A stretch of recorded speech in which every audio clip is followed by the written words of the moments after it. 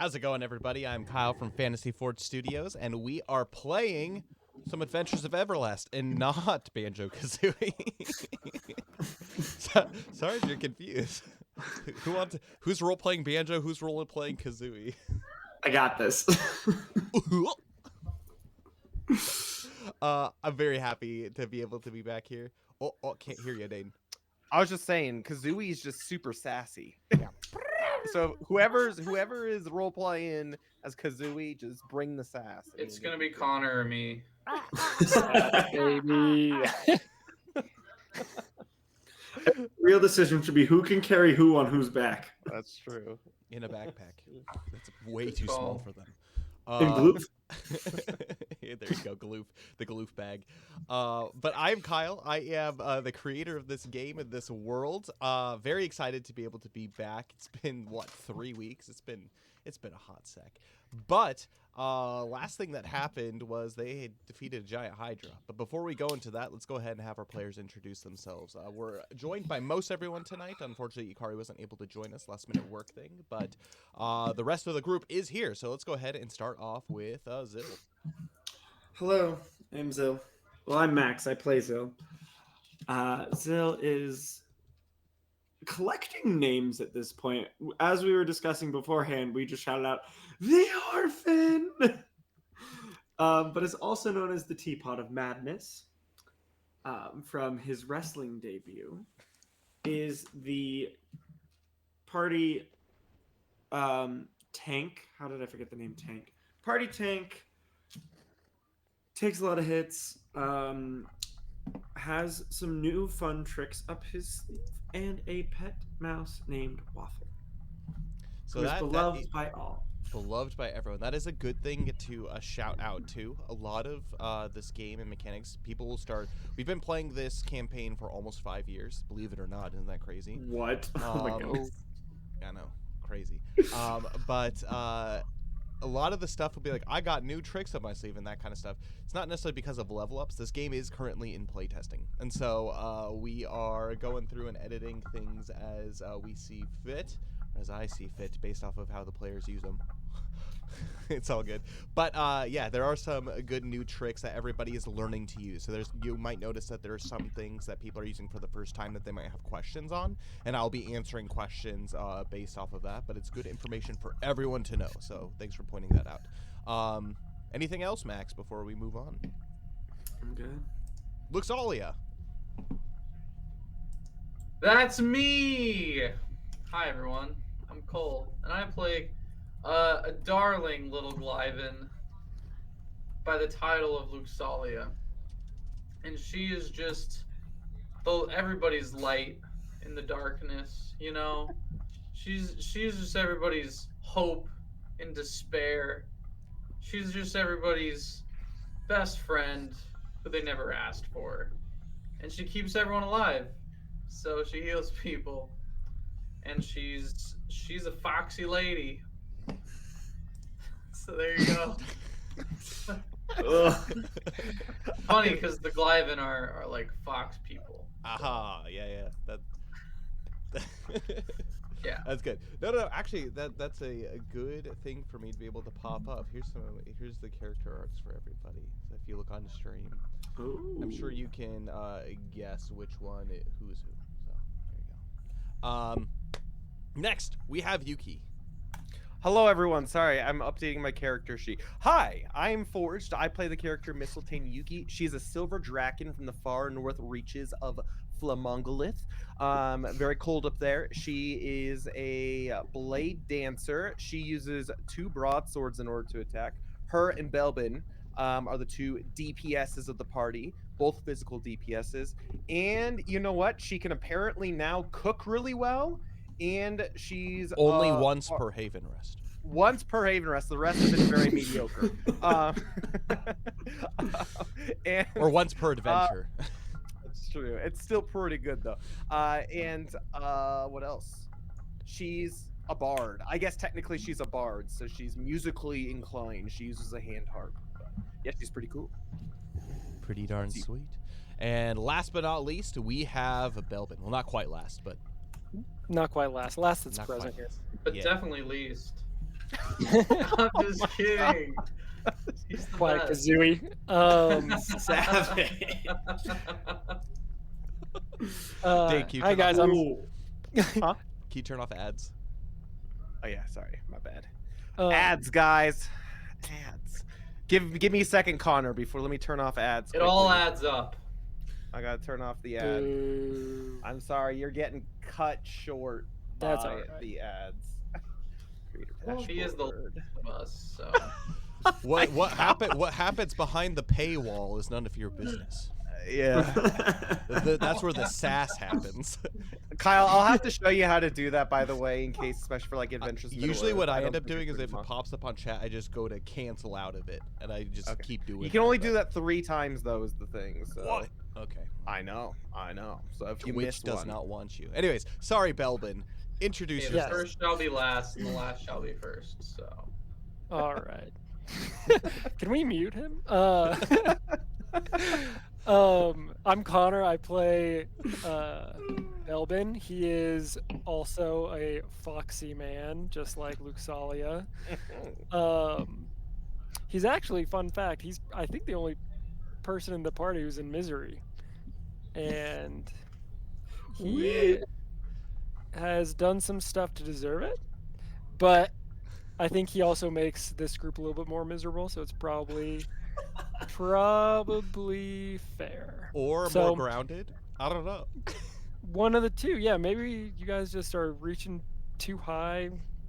We just gotta keep your heads from getting too big or something like that. But yeah, so he's a Glyven. He, like Dane said, he is a DPS character, and he has apparently a light burden. His yoke is easy, so he'll be a little harder to hit. gotta like that. Yeah, what was it? Last time I think Belbin over the course of the past 3 sessions has gone from like a 12 defense value to a 17, and now he's at an 18. So he just keeps getting harder to hit. He's got Can't the moves touch like this. Jagger. Which is funny because mine's only 16. That's with Back in some the heavy day, armor. Yeah. Back in the day, Belbin used to be impossible to hit, so he's kind of reverting back to his old ways. Oh. Rest in peace, the buckler. Rest in peace. the Buckler. Oh. But I think Zill at one point had like a 22 AC. Back in the early days of DMing, when I thought it was really cool to give people really strong items right away to start the game.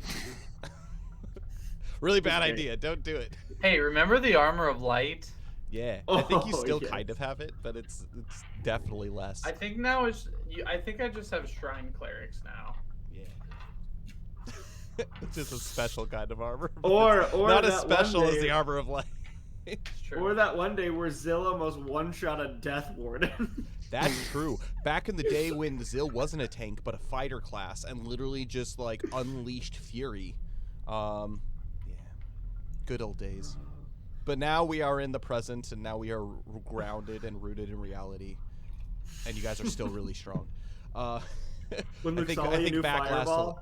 Well, the Luxalia and her pillars of light, not only smacking things but healing everything in the process, and then just everyone punching and stabbing, and yeah, it's a party. But anyways, we are back.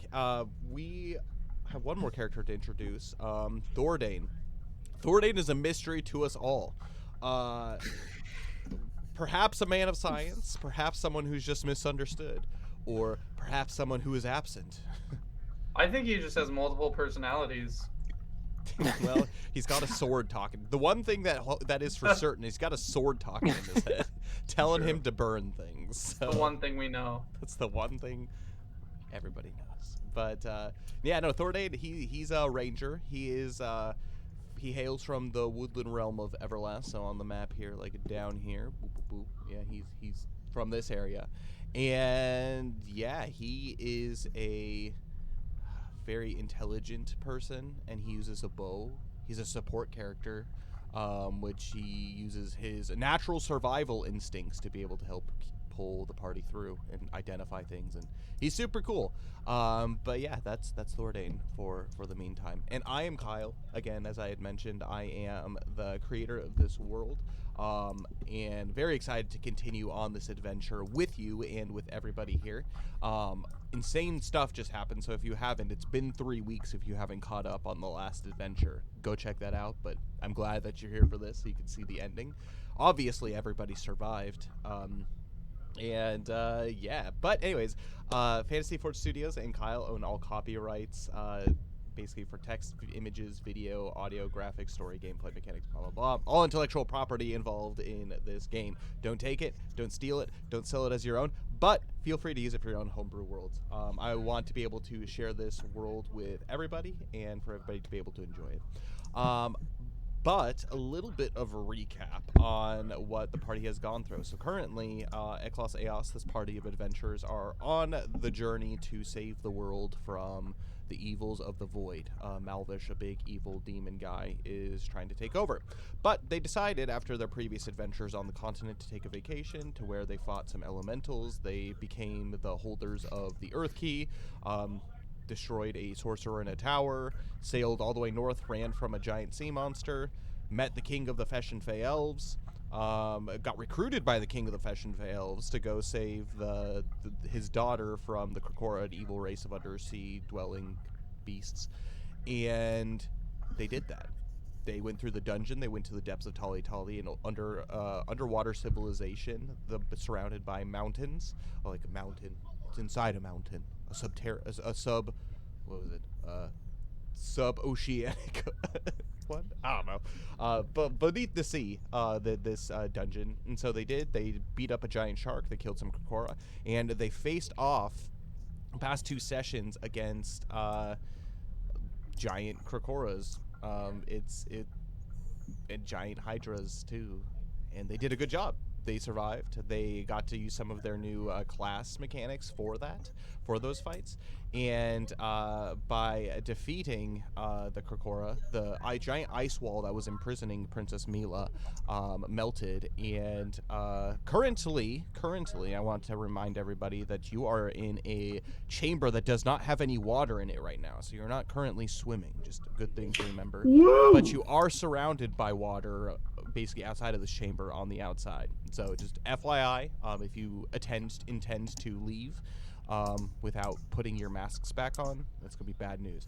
But the current task that Eklos Eos is on right now is to gather all of the owners of the elemental keys. They are all technically the protectors of the elemental pillars, which are the spots of creation in the Everlast lore. And so there is the flame pillar, which is the essentially the pillar of life and death. There is the earth pillar, which Eklos Eos is the holder of the key, which is apparently the spot where Alamnia created the earth. And then there's a sky pillar where Alamnia created the skies, and then there is the sea pillar where Alamnia created the oceans and the waters and everything within it. And so they are speaking with King Farron, who is the holder of the key of the sea. So I'm gonna go ahead and basically hand the reins over to the party. You are currently after defeating this giant hydra, you see that its elemental energies have basically just eroded from it completely, and with one final killing blow from Belbin, you were able to destroy the beast, and it came to an end, and the ice wall melted, and Princess Mila is there. She looks to you with tears in her eyes, and she runs over to her father and holds him in a tight embrace. I'm gonna have all of you make wisdom skill checks for me. Wisdom. Guys, I got a dice tower that I'm using for the first time. Kyle, it's your dice tower. Ooh, can I see it? I kind of forgot what it looked like. Yeah. So it's this guy. Yeah. And it's gonna be sick. It's gonna be sick. I didn't set it up though. So wisdom, you said? Wisdom for everybody. Nat 1 for a 4. Starting off the day right. That's a 10 for Yuki. 2 for a 4. Wow. 13 for Luxalia. So wise. So wise. It's more kind of just like a general observation type check as you look and you see everything throughout the room. You notice that the everyone else is pretty preoccupied with making sure what is dead is dead. However, Luxalia, you see this embrace by Princess Mila and King Ferrand, and you look close to her, and it's difficult to tell the age of elves, but the one thing you do know about them is they are very much a culture of when they reach adulthood, they kind of stick as is. She looks young, meaning she has to be at least below the age of 50 years old. But she does still look young, kind of like a preteen child, essentially. Nice. Wow. She's so pretty. And she is. She actually is. So her, I can pull up. I have one comment. I can hear like a TV in the background. Yeah, I actually hear that too. Or talking. 1 second. Or something. Just like, what is that? I love the TV. One thing I do want to note, though. At the end of that battle, I wanted to do my victory march. Oh, it's nice. a bardic song that I can Is play. that better? Yeah, it's way better. It's good. Okay. And basically, at the conclusion of the battle, everyone makes a DC 10 minus my influence score, which is, I think, a 3. Give me 1 second. Sorry, I should have had this prepared ahead of time. Where is it?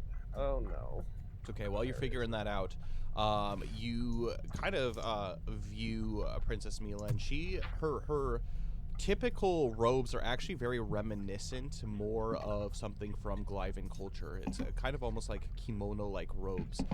The culture of the Feshin Fey elves have definitely been influenced to a degree by basically the men of the South, and also those from Glyvan culture, and so kind of has more of like a southern influence to what they wear and their regal attire. And so you actually see this Luxalia as she's wearing kind of this like blue and like silver, almost like royal looking kimono, and she has white hair just like her father, and she's got like that similar kind of like patching of like almost scale like, but it's more just kind of like glistening to her. She has stark blue eyes, and you can tell that she is probably not much of a fighter, but you can tell that she is very grateful and very happy. The last thing that you remembered hearing from King Ferrand is actually Princess Mila and King Ferrand did actually end up having a fight, which is actually what led her to basically the Bay of Feshin Fey, which is where she got kidnapped. And so this is the first time that they're reuniting after a sad fight,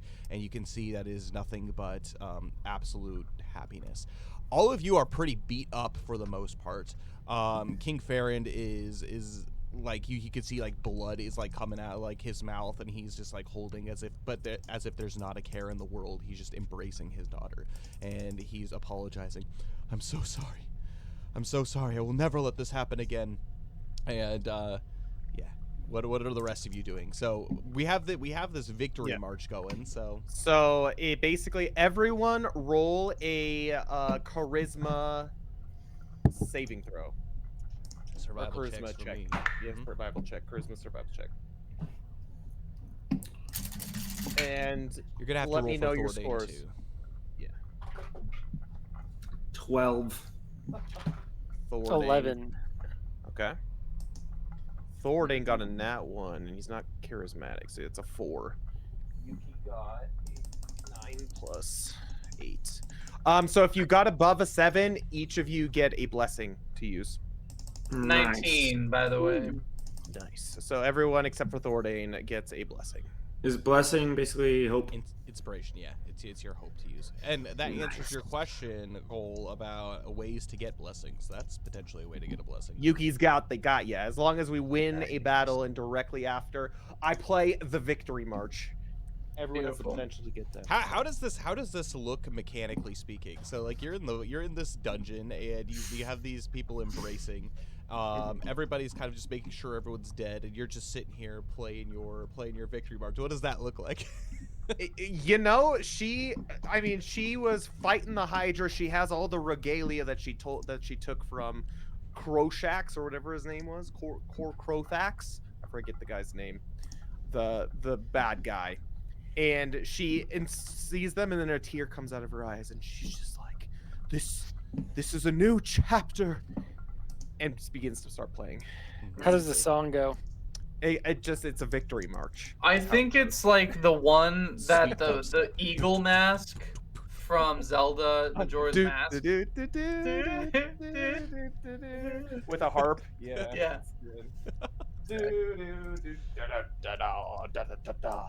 It just cymbals in the background. It's nice. Yeah. It's really nice. Go ahead. She Princess Mila pulls away and she looks to all of you, and she says, "Father, who is it that you brought with you?" And then she sees the dead Hydra and like everything else around.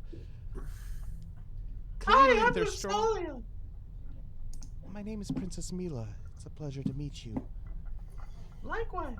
You all look beat up. But well, actually, I don't think is Luxalia looking pretty good. She's a little bruised. A little bit bruised. Okay. But, some people are pretty not too bad. beat to heck. But she looks around. On death's door. Yeah. It was a very, very hard fought battle. That's why Thordain with that charisma saving throw. He's just like, I just don't have the energy for this. He just sits need some down and is just Gatorade. like, ugh. But she says, Luxalia, it's a pleasure to meet you. And are these your companions? They are. Hi, I'm Zil. Hello. She reaches out to shake your hand, And he's the very orphan of vigorously- Helix. He sometimes yells it at the top of his lungs. Orphan of Helix, Teapot of Madness. Oh, yes. I have many names. None of them really. Well, the orphan one makes sense. I don't have parents. Yes. That's his lineage. make a charm skill check for me, Zil. Oh no. Oh gosh, my one skill that I've intentionally taken a 0 in. Hey, but I rolled a 10. All right. She takes you for your word and she says, "It's very nice to meet you, Zil, orphan of Helix. I'm sorry to hear about your parents. Parents are a wonderful, wonderful grace to be able to have." And she looks towards her father. "If it weren't for my father, I wouldn't be alive today." She looks to you. Well, we helped. Of Especially course. this one. Right there.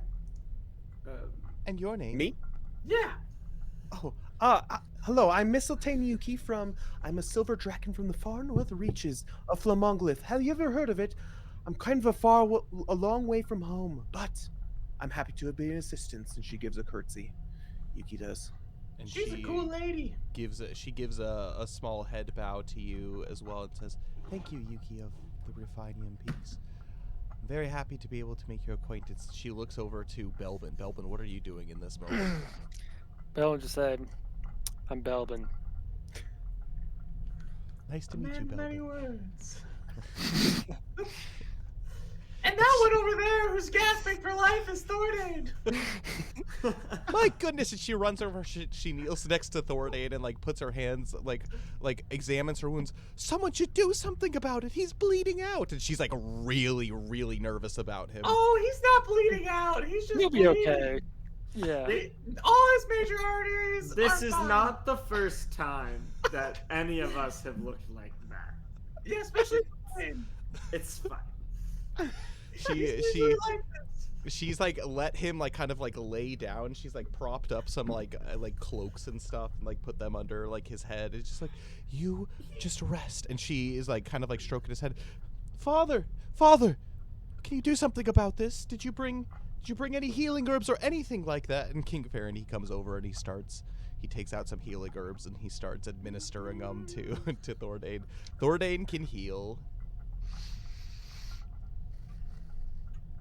Some good damage. You 12 don't need hit to be points. fine after a good long rest, right? Like a good night's sleep. He wasn't that bad. He had 31 hit points, by the way. So No. I thought he was at like 8 or something. He No, was. he's just injured. He was. Yeah, Now we healed he's him. just We, injured. we're not completely horrible people. We healed him after the battle. But as King Farron is going and taking care of Thordane's wounds, she says to you, "Oh," and she looks to see what's kind of like on the floor next to Yuki's feet. If you wouldn't mind, essentially the things that were taken, if you remember, it was a rod, a gemstone, and essentially like a crown. And If Yuki you- takes him out. Wouldn't mind. And she comes over as if to take them from you. What do you do? Don't give him to her. Wait, where did we get these? I got him from the big baddie Krakora. Oh, Yeah. Oh, and Yuki holds them up, but not necessarily gives it to her. Oh, do you know what these are? Be careful. They have magical properties. They do. These are the relics of my people and what was gifted to me as the Princess of Feshenfei. Unfortunately, when I was taken, these were taken from me and gave powers to these wicked beasts. I could tell that Throlaka was quite keen to have these. If I knew that this is all he wanted, he should have just taken them. Those are what grants him the power. I have no power. And King Farron, he stands up and he says, no, what he wanted to do was to overthrow our people. And by taking you from your people, he knew that we would be coming to challenge him in his own realm. And the fact that you are alive is far more important than any treasures and regalia of our people.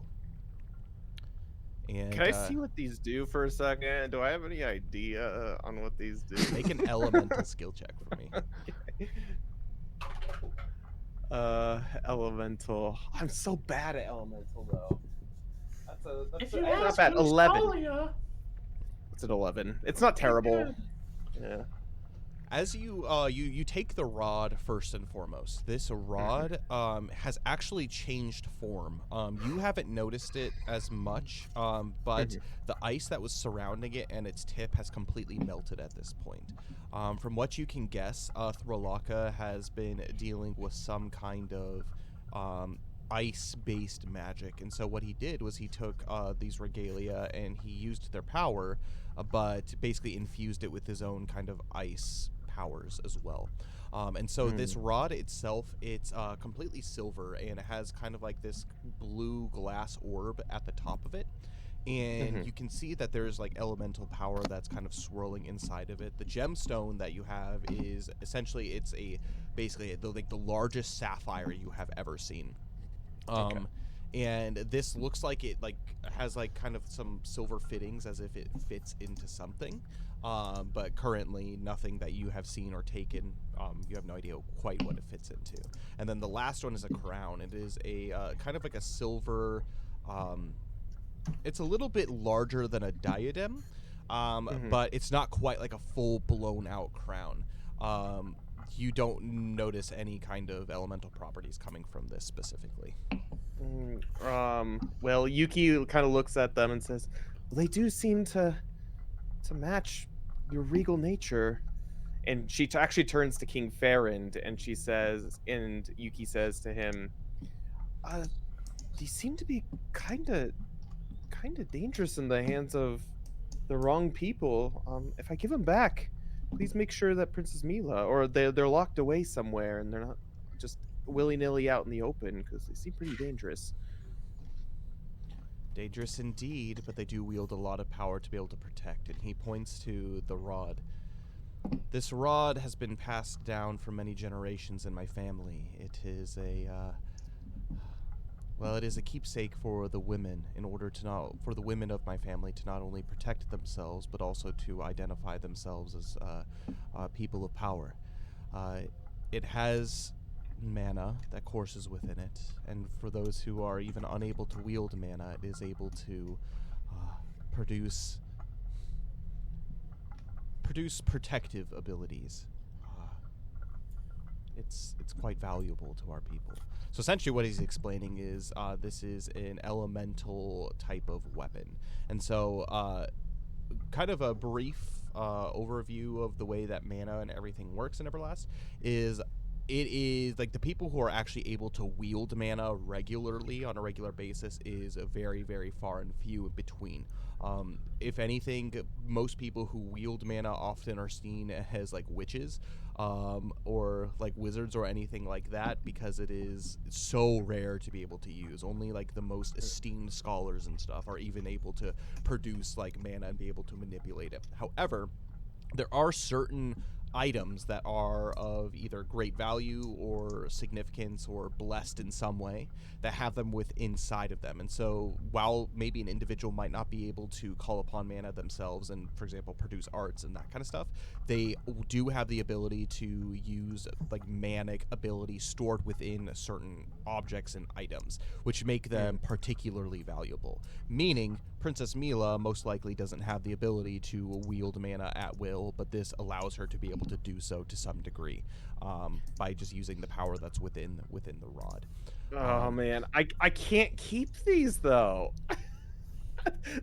I feel so bad. Oh, I mean, I know what Belbin would do, but the Teapot of Madness would do. I don't know. What would Luxalia do? I don't know. She would give him back. Oh yeah. 100%. He'd be like, "These are rightfully yours." And How do you know as that they are, Luxalia though? says that, Yuki hands them back to her. Also, Weird. where did you get your outfit? It is adorable. I think I need to know this seamstress.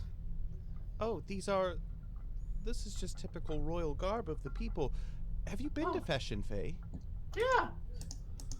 Well, this is casual wear, at least for someone of my my status. But So what you're saying is, you know your seamstress? You know who that is? I do.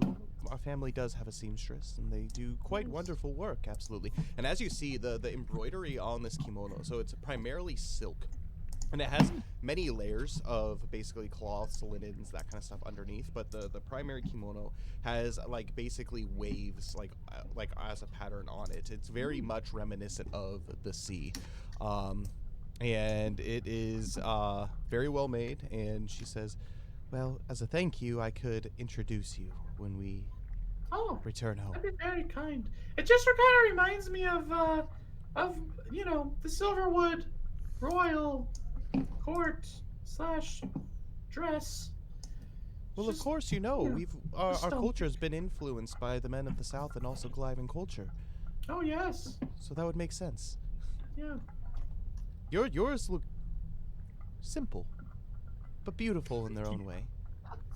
Thank you. I'm a shrine maiden. So you're of a So religious I think she order. just called you. I think she just called you homely. Whatever best serves Alomnia. So be it. The least shall be first. They are beautiful. You take very good care of these. Thank you. Unlike Belbin, who dresses in rags. Well, this is how. This At least I reminds don't me look of my homeless. hometown. Could be worse. What's wrong with I being don't know. homeless? Yeah, easy. You're about to pick a fight with the whole crew here. With the teapot of madness. I him, will Zero. have you know, You were being homeless You were house. is not as bad as people make it out to be. There's a difference. Thoradin pipes in, the world is my home. Yes, and mostly the forest. Right? You're from a forest. Well, I am a wood elf. However, do you remember we met in the Subterran? Oh yeah. I Aren't called you that just, home like, at one point. itching to get back there? No. Oh. I thought you liked it down there. Well, I found this nifty sword, and he pulls out Calvinish. Yeah. The Gladys. Is it just like as this beautiful this sword? You guys tend to forget just like how magnificent this sword is, and as Thordain wields it, he does so not very skillfully. It's still a little bit heavy, a little bit wonky, and you can sense a little bit of like a shiver that goes down his spine, like as he pulls it out, which prompts him to immediately return it back to its scabbard. You know, Thordain, that's a really nice sword. Why don't you ever use it? It's a little too much for me. Is there any voidedness from the sword? I've never asked this. Oh no, nothing Okay. nothing Voidin ever has pinged Okay. in the general sword direction. But I don't remember. Do you guys know that like Calvinish like speaks to him? I don't think I have don't think any we know idea. that. I don't think we I know think that. it's We just only in know his head. that. Well, Thordain, we've observed Thordain talking to his sword before. Yeah. We just We think just- he's eclectic. My precious. Zill would have no idea. Does the sword say anything to Thordain? Before he As puts he's it in? holding, it's just like, ooh, is there blood to be spilt? And he can feel immediately this sense of like, kind of like welling up like anger and vengeance coming inside of him, which is what prompts him to put it back into And his. Thordain says, he whispers, "Oh, you missed the action. Although I'm not looking too good." And he sheaths it. Nice. You could You hear okay there? as she's lapping up his blood. Oh my. Just kidding, just kidding. There's no blood on the blade. It's not possible quite yet. So, no. And while this kind of side conversation is happening, Zill, I'm gonna have you make a focus skill check for me. Oh gosh, what am I doing? Oh no. Ooh, oh, wait. Zill actually rolled pretty good. What's his modifier?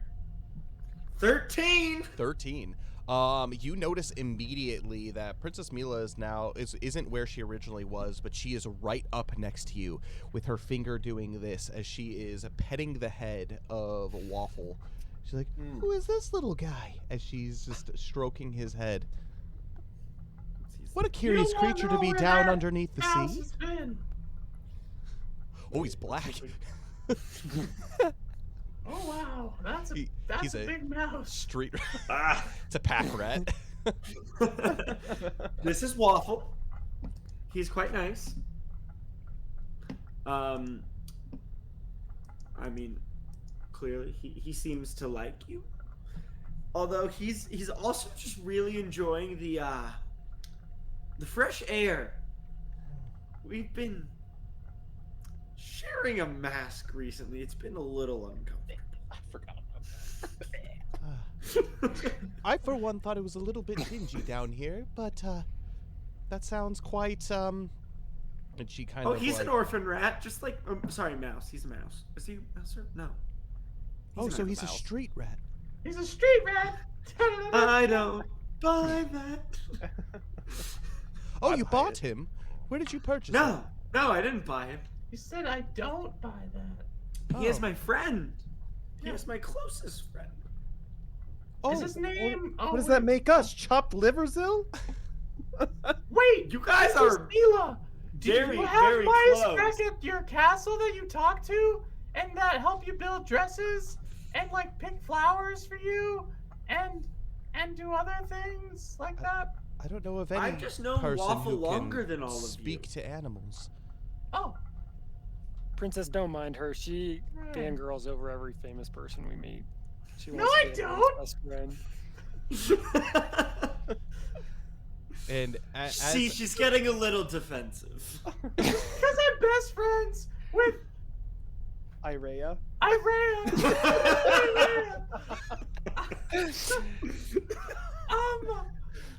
Doesn't mean I fangirl over every princess we meet. Okay. Hey, Princess, do you have a mask? How Okay. did you get down here? Okay. I'm. Can I tell if Yeah, she's been Luxalia masked this is whole time. Was that? They just breathe water. being Melvin. in denial or if she actually thinks she doesn't fangirl? Wait, what? Can I tell if Luxalia is in denial or actually thinks she doesn't fangirl? Make a over focus skill everyone? check for me. What are we rolling? Oh gosh, 7. You I no, have no don't forget. Don't forget you have inspiration. I'm not gonna use my inspiration on base. Hashtag blessed. Prob- Okay, if you don't have any friends It's unsure. that are mice, Okay. do you have like a flounder-ish fish or like a crab or like a seagull that you get along with? You did just make a new mouse friend though. Waffle seems to like you. Did you make any deals with sea witches lately? Didn't we just free her from that? Oh yeah! After she got in a fight with her dad, hey, are there any cute boys you got your eye on there? She's overwhelmed at all of the questions. Just like this Do you sounds like the comb your plot hair to with a some. fork? This seems like the plot to some children's movie. Yeah. What's As- the movie? As Script. this is happening, Yuki Play. hands over. Okay, here's your gadgets and gizmos, aplenty. It was one of my favorite stories growing up as a girl, and I just feel like you remind me a lot of the main character. And anyway, let's go home now. Luxali, do you want to kiss the girl? No! First of all, there's so many things wrong with that statement, Tommy. Let's just go. King Farron, he has finished administering aid already to Thordane and has stood up and has made his way over to all of you. And he takes his daughter by the shoulders. He says, "We shall, but before we do depart," and he gestures to for you all to put your masks on. Oh yes. Oh yeah. COVID. By the way, Yeah, you don't know what's been down here. We're the hoi polloi down here. They don't want to breathe the same air as us. Also, Princess Mila and King Farron also get that inspiration if they pass the rolls for it. So, or Sweet. that It doesn't really matter blessing. mechanically for them, so yeah, they get their blessing. but I don't remember. Does King Farron have a trident? he does not have a trident. He has a katana. It's katana. Right. Also, I just noticed I get an extra +2 to my stamina and mana for being a human. Way to be human. So that's nice. Nice. Well, I can climb stuff. Woo, humans. Oh. As Yuki Yeah. just looks back at her wings that just extend back from her back. Thordane, what can you do? Science. Talk swords. He doesn't even the pause. It's just a response. Science. That's what I can do. And he can talk to swords. And he's really good at judo as well. Yeah, it's true. He uses everyone's momentum against them. But King Farron, he says, "Shall we?" Before you depart. Let's. And so essentially what ends up happening is all of you have to pull the levers in this building to be able to let the water back in, so you basically just don't get clobbered by a wave of water as you open the door to this vault. And so you do so. You don't have to pass any checks to do so. You'll take your opportunity to do that. And the water gradually fills to the top. Not actually gradually. It's kind of, but it's not rushing. You get your kind of focus back and realign yourselves, and you begin swimming out the front door, which all you have to do, from what you've noticed, is just push it. There's no longer, I mean, there's still kind of like the mirror on the wall, but as you gaze upon it, you see that it is actually a porthole that you can see outside. So it was the ice magic that was within this area that made it mirror-like and enchanted this door. And so essentially all you have to do is just push real hard, and with your combined effort, you're able to do so. You make your way out into the main city of Tali Tali, and it is still just as murky as you remember. But you almost kind of feel like this sense of like warmth come into you. That the place that you previously were in was so cold. Comparatively, maybe not quite as cold as the ice block puzzle room, but it was really cold comparatively. And you immediately begin to feel some relief. But who do we have as party leaders? That's the question. Well, obviously it's Zill, right? Zill's leading the charge. Isn't that his position? Isn't that what he does? Apparently. Do we have to carry him still? Zill, make a strength survival check for me. I'm sorry. Does Thoradane, did he grab the fin? We're bringing the fin with us. Ooh, Oh yeah, 18. totally. It was just outside the door, like laying there. Okay, good. No, good. no one has taken that. What was that? 18. 18. Oh yeah, you're fine. You feel renewed in energy, renewed in strength. Perhaps it was the fact that you were able to breathe fresh air for the first time in quite a while, and you kick off from the ground and you're able to swim up through. What is your direct path out of here? That is the question. Do you want to just go up above and then right to where you go, or do you want to follow any specific path or anything? Go recheck certain areas, anything like that before you do leave? I remember there was one guy that we got something if we talked to him on our way out. I don't remember who it was or what he had. Well, also, I know that Yuki is very concerned that in the library area where we got the one, if the Krakora are still nursing there. She actually talks to King Ferrand and says, do you think we need to handle that? Because obviously they're the ones who are spawning the Krakora down here. I know their leader's gone, but maybe you should quickly take care of that before... Anakin. Just come in there with katana and just go. They're monsters. No. Every last one of them. King Farron, he looks to you and he says, I'm not sure how slaying through Laka would... I'm not sure how slaying through Laka would impact the Krakora in general. And he thinks very deeply. I'm going to have you make a, Yuki, for me, charisma survival check for me. Charisma. 19. One of the things that you have come to realize is that wasn't an easy thing for you to bring up. Your general concern is for the safety of everyone, and Confession Faye. yeah, and Fashion Faye. You can see that he, though, is quite conflicted in how to feel about what you said. He doesn't give you a direct answer. Well, I'm not even necessarily talking about killing them per se. However, I think it's good to keep an eye on things and just making sure that things don't get out of hand. I would agree with that. Throlaka, fortunately, he had a guard which he kept very close to himself. I do believe that they are the guard that surrounded him. If there were anybody to take his role if he were to perish, it would be one of those Krakora.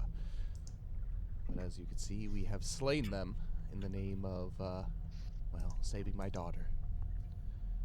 I think for the time being, we can keep an eye on the situation and see how things turn out. But without a leader, I have a hunch they will devolve into their feral ways.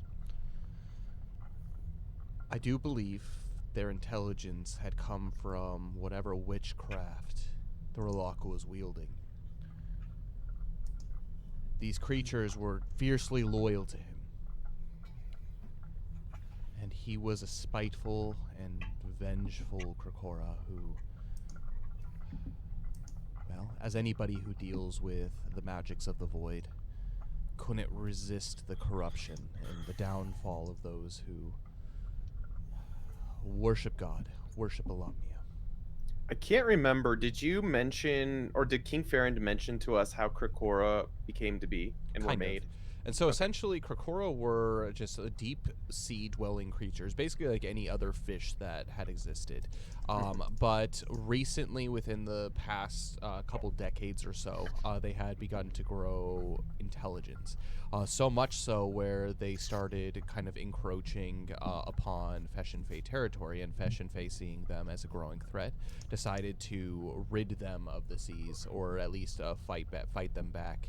They no longer were just fighting for survival, but they were fighting for power over the oceans. And so there was a conflict that had stemmed between them, and this was they've had battles, and they've had kind of battles in the past with Krokora, but nothing quite to the degree of hostages in either way being taken. And with this being the case, now that you guys have seen what he was capable of with Rolaka, he was clearly a Krokora that had delved into some kind of magic. And by doing so, he was granted power, and he was granted kind of like this will towards kind of malevolence and taking over what is good. Kind of exactly what King Farron said. So Krokora themselves, you don't know about those weird little like crab shark things that you guys had fought. Like those things are just friggin' nasty. But Krokora, generally speaking, they're very much descendants of like eels. Or Okay. yeah. And so they probably were like those type of creatures before they kind of evolved into the Krokora that they were today. And so there's no really telling about how they're going to adapt not having a leader. Being a leader. And this is part of the reason why Yuki brought up that now that the leader's gone, like what happens? I'm going to have actually all of you for me make knowledge skill checks. Oh, that's pretty good. Dirty 16 for Yuki. Dirty 16 for Zil. Dirty 10 for Belbin. Filthiest 10.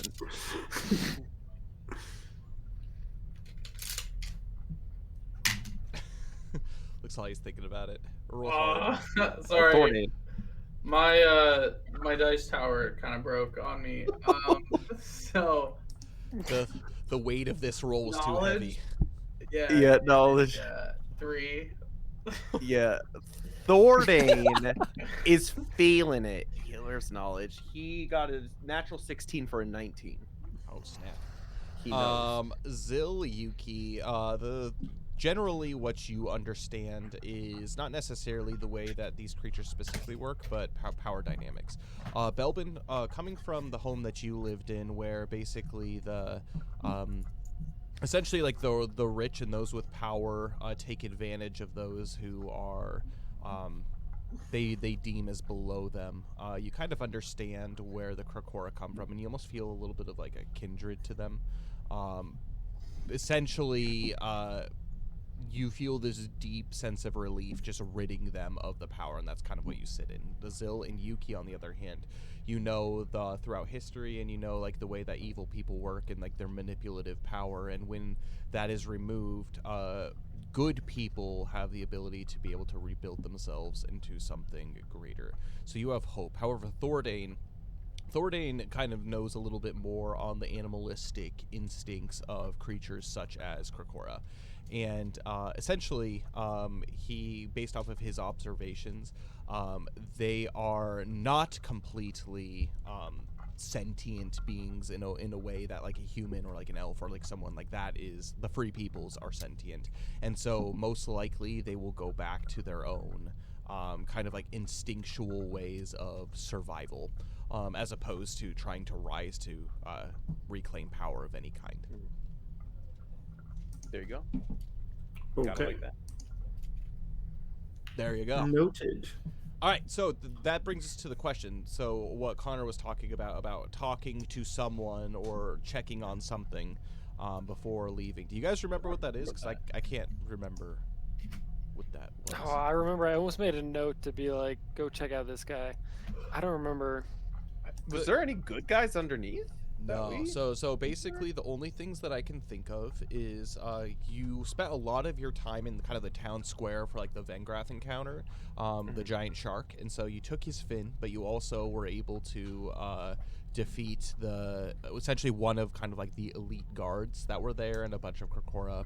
You made your way to the kind of like the church, the temple.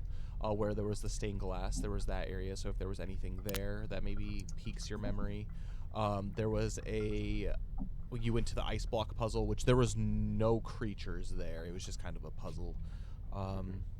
What else? Oh, and then the Colosseum. The Colosseum. Yeah, poor York. I knew him well. Yeah. I embraced it. That's true. You saw the deceased body in the temple. The only thing that I think you really encountered creatures were either just like wandering on the road or in the town square. Can you remember, Connor? No, I was trying to remember, and I meant to even go back and listen before. The only things that I can think of is maybe going to like investigate corpses or stuff for like certain things. Or maybe it could be when you got the harpoon of a Shalinthil. Maybe like figuring out like what it does, because you're not quite sure what that does. I think Thordane has that weapon. The harpoon. Thordane gave it to... No, he has it. He does have it. I think he also has that elven armor that he picked up, right? Perhaps. It's forget. very, very heavy armor. It's the half plate armor, or a Kyros armor. So yes, it's basically just a +1 elven armor. It's pretty sweet cool. though. He has it. I say we take the fastest way home. Is that up? Hats up. Up we go. So you cave though? Was that? You have to go through like a cave though? Yeah, Oh, yeah, the murky corridor. Which, I mean, that's as far as you know the only way in and out of this place. And you begin to rise up and swim, and as you do, you break the soot layer. You look around you and you see that there are Krokora, but the Krokora themselves don't seem to be holding their makeshift weapons. They seem to just be swimming willy-nilly throughout, as if their connection, their bestial feral instinct has been broken to a degree, and they don't pay you any mind as they just swim. You even swim within a few like feet of some of them, and they just kind of like not even like looking at you, just swim through kind of the water, just passing you as you make your way up towards the corridor. There you go. You do get to the corridor, and you examine. You've actually not seen the opening from this side. I'm gonna have you all make focus skill checks. You can feel you can feel like the rush of like a current coming through, as you swim up. But 6 for Yuki and 13 for Thordane. 7. 12. And Belbin, was yours? Sorry. 8. Sorry. All of you do notice that this does not look like a natural corridor. Almost to a degree, like you see that it's almost kind of like this like jagged hole that's been cut through, but there are like cracks that have like extended from it. From what you can tell based off of what you found out specifically at the church in kind of the history of Tali Tali, this looks to be the place where the water that had flooded basically the area of the inland strait had broken through. And so they had spent time trying to seal kind of this weak point up, which it used to be probably, you could tell, like the pathway out of the mountain, and that they had sealed up. But you can tell that just the force and the sheer pressure of the water just pretty much exploded a bigger hole from this. And so the kind of entrance into this area, you can tell that this is very ancient remnants of that. But you begin to swim the corridors. I'm going to have you all make stealth checks for me.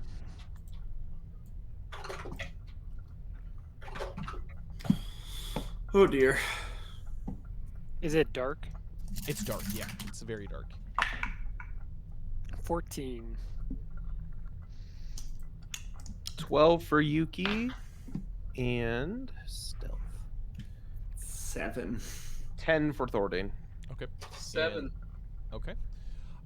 You're able to make your way through quite stealthily. From what you remember, there were mud sharks that were down at the bottom, and you can sense that there's still movements, and every now and then there are currents that push you one way or another.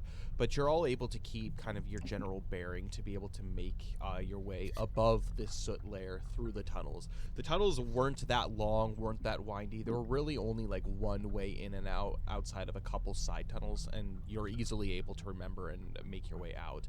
And as you do so, you find your way outside of the mountain. This darkness that seems to have flooded has actually begun to grow a little bit brighter. You're deep down enough in the water to where there's not a lot of light that comes down, but you can kind of see just this general like blue hue that is kind of around you, and it feels much brighter than it was within the mountain.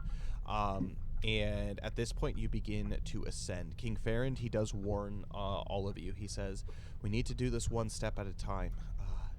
From my experience, this is something that we train our young to be able to do is, well, decompress.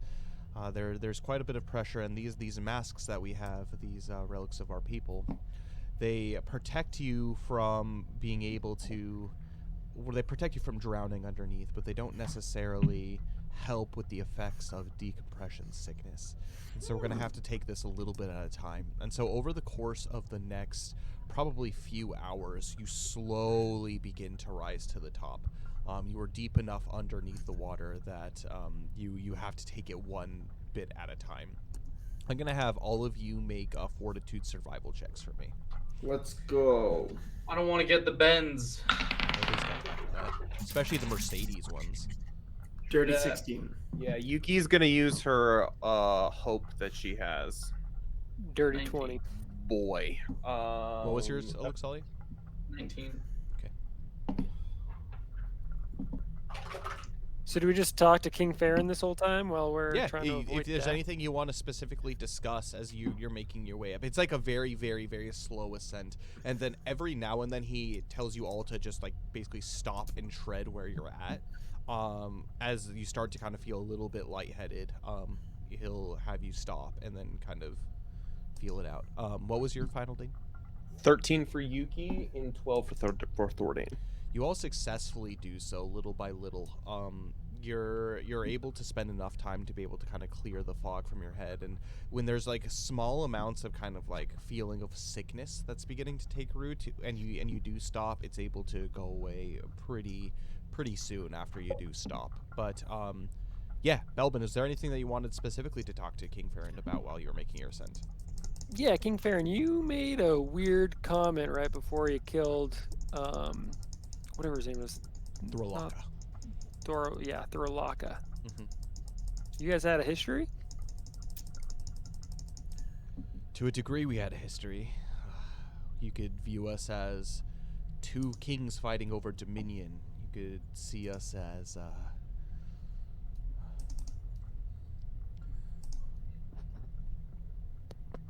how honest can I be with all of you? I trust you. I trust you all with my life. You fought back to back with me back there, but there was a time that when we had first discovered Throlaka, he came to us peacefully. At least under the guise of peace. He had brought his family. Not once for this entire age has there been an assault on Fashion Fae. And an enemy has not entered, as you know. There was a agreement you had to sign before you entered within the city walls. That is a relatively new invention. It was an invention that came from the conflict that we have had with the Krakora in the past. They came with goodwill. Yes, they were beasts and quite hideous to look at, but they came offering peace. We had never seen a creature like Throlaka and his kin before, and we had brought them into the sanctuary as kindred, as friend, not without scrutinization. Throlaka, you must understand, had a simplicity about him. We overlooked him, as if a child had come in just sheer innocence to be able to make diplomacy and ties. I noticed as he saw our city, as he saw our people, his eyes began to manifest, become clouded almost. I don't know if it was envy, I don't know if it was hatred. But he was starkly different than my kin. We spoke to the degree that we could. His language was very ancient, archaic. But I'm quite studied in the ways, and we had some interpreters as well. And we began to notice something. Something more sinister than his simple appearance led us to understand. He was in possession of something. Something not of this world. What you saw down there when we fought Throlaka, his minions, the Hydra. I don't know if you noticed, but there was a energy. A manic energy, but it seemed somehow all-consuming. As if it sucked to, or sought to, take over whatever organic creature that had existed. This, he released into the city. Our dead no longer remained dead. They reanimated as former beings of themselves. Surely, we put a quick end to them and we laid them back to rest, and this energy that he seemed to have the ability to control was curious to me. We thought it not safe to be able to release back into the waters, and we've studied it and the influence that it has. There's a necrotic essence to this. Almost as if it has the ability to reanimate the dead. I've never seen anything like this.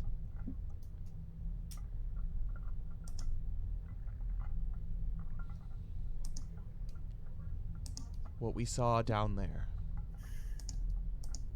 I knew it couldn't have been mana.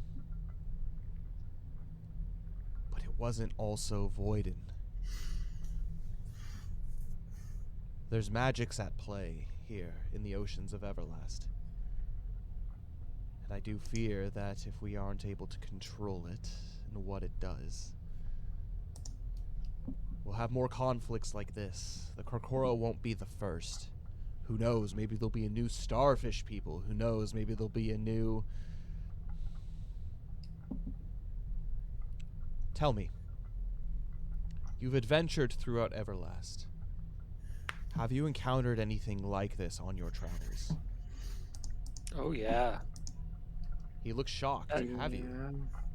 Back in Shiloh. The undead or something like that. They would no, what was it? It was like a disease. It would spread.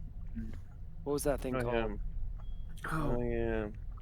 Pia. The plague, whatever that it was. No, it was Decay. decay. That's what it There was. we go. Maybe not come back to life. Maybe they just decayed.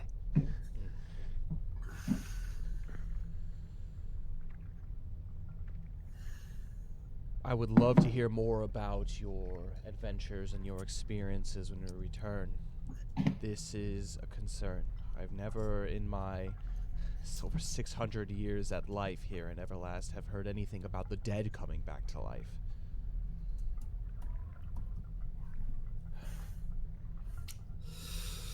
Clearly, It's just another day for us. he looks to you and he kind of fearfully smiles at you. I feel much better knowing that I have allies like you out in the world combating things such as this, but no, within our own walls we are trying to do what we can to remedy this situation as well. The insight that you have given us has given us some food for thought. And in due time, you breach the surface eventually, and you can see that the Kelpie horses are there waiting for you. They're actually very oddly kind of like laying down as you see horses, but almost just like on the top of the water as if they're on solid ground. The chariot's still there. You see the other ones that you were riding in the meantime, and he helps Princess Mila up into his chariot, and as you kind of get on top of your Kelpie horses. If I remember, Zil had like a special connection with like his Kelpie horse, I think. Back in the day, you pet its nasty seedweed like hair, and you're just like, this is nice, this is good. As you all climb back aboard the steeds, you look up and around you, and it is sometime in the middle of the night. It's difficult to tell. Time passed while you were down there, and you forgot how free it was to not be confined by the prison of water, always crushing, always around you. You feel like you feel strong, but you also feel quite tired, as if movement here is just simple, like just as if you had just been like completely resisted that entire time. And as you continue to move, you can't help but take just like deep breaths of this fresh seawater air. You've never felt quite so relieved to be above the waves as you do now.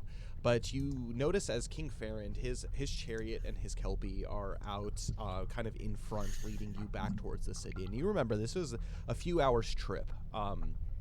You see that these Kelpie are galloping in full spirit. You can see that Princess Mila and King Farron are talking. And I'm going to have you all make focus skill checks for me to see if you can hear anything that they're saying. They're talking pretty quietly. Come on, Nat 16. Lord. 12. 19. Thornton got a 7, and Yuki got a 10. Okay. And Luxalia, what was yours? 11. 11. Anyone at a 10 or above can hear what is being said. Essentially, they're talking about what Princess Mila saw down there at the very beginning, and about the Krakora and the evil energies. One of the things that Princess Mila had noticed is Thorlaka himself wasn't particularly violent with her, but he also seemed within his own mind, but controlled somehow. There was kind of the way that he moved was almost automated. This was rather odd, and that quickly evolves into a conversation about apologies. And you can see that tears are welling down her face, and she says, "I'm so sorry for running away, Father. I just wanted to be alone. I know that you want what's best for me, and I know that you're looking out for all of us. I just want you to know that you can't treat me like I'm a little girl. My brother, you've given him quite a bit of responsibility, but me, I find that you're always trying to protect me. You're always trying to see me, and perhaps that's what I need. I was taken. But Father, if I'm to one day be, if not ruler, a member of this family, an influential member in Fashion Fae, you have to trust me. The people like me, I know that, and I try to be as helpful as I can, but I'm stronger than you think." And King Farron, he says, I know. Understand that being a ruler isn't all glamour and parties and wealth and power. There's a struggle that comes with it. My mind is weighed down every day with the thought of protecting my people, thought of protecting you. I know all you wanted to do was to be helpful. The one thing I struggle with in my 600 plus years of life here in Everlast is I don't want to lose those that I'm close to. I don't want to fail people. Such is the burden of any ruler. And I don't want you to have to feel that burden as well.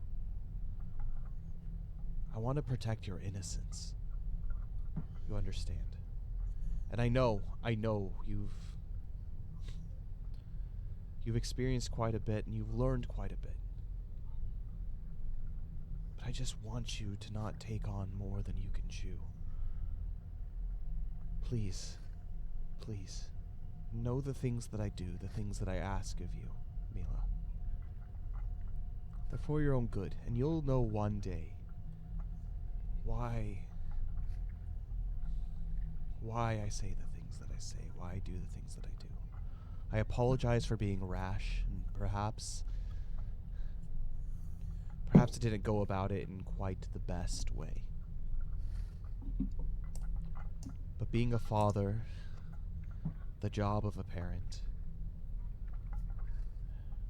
it changes you, and the responsibility is great. Of course, I'm not perfect at it, but I also need you to trust me. I've lived a number of years in this life. We can look to our ancestors about what is good, what is just. And I want you to know, Mila, I love you no matter what. That doesn't change, but I do the things that I do. I say the things that I do, that I say, because I can see that you're not ready. You're not ready to wield. And he takes the scepter. You're not quite yet ready to wield what the throne offers. There's learning to do. Just please don't run away like that. Please. And not many other words are spoken between them as she kind of nestles in close to her father, his father with the reins of the Kelpie. You eventually make your way back to the city. It's still nighttime, so it must have been relatively early night when you had emerged. And the city is actually quite beautiful. When you first entered Feshin Fey, if you remember, it was like dawn, and so the city was alight with like kind of like the blues of the ocean and everything. Now it's completely dark, but you can see in every single building, every single tower, there's kind of this soft glow, and you can see underneath the ocean in the bay of Feshin Fey, where all the houses are. Or where all, like the majority of the residents live, there's kind of this glass surface, and you can see almost kind of like these blue lights popping up throughout and kind of like flickering as if open flames like underneath. It is an incredible sight to see. You make your way through the barriers in the bay. You don't have to go to the port and through the gate, but you make your way through the barriers in the bay, and as you do so, you go back up kind of like the ramp that goes up to the main castle area, main keep area, and you get there and you dismount, and a number of nobles come out to greet you, and essentially they take Princess Mila and kind of like cuddling her and like and holding her. They lead her to her room, which leaves you and King Ferrand to walk back into the castle keep. And you have a seat, not at his throne, but at one of the tables that are kind of like in the main meeting room. He sits you all down on either side, and he puts his hands on the table, standing kind of at the head of it. And he looks to all of you, and he says, "Thank you. I thought I had lost my world when you had arrived on the doorstep. The concerns of the rest of the world and what is going on were nothing to me until I had my daughter returned to me. Clearly, I've seen that you have the prowess to be able to fight back evils. And you have gained my trust.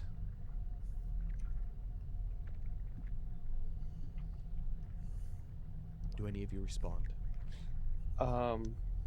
Yuki pipes up a little bit and says, "Well, we are honored. I know King Nagor Kragheim of the Fire Draken had nothing but great things to say about you, and if you can, we're happy to have the water key, the holder of the water key, to join us at the table. Our next course of action is actually at Folden Rock. We gotta head that way and talk to the Monteblair family, actually. And I don't mean to pry, but I did overhear what you were saying to your daughter, and how she's not ready to take on the responsibility. I haven't had the opportunity to talk with my party members. However, do you think maybe Mila potentially would want to come with us to Folden Rock as an emissary of yours? Maybe as a learning opportunity for this diplomacy?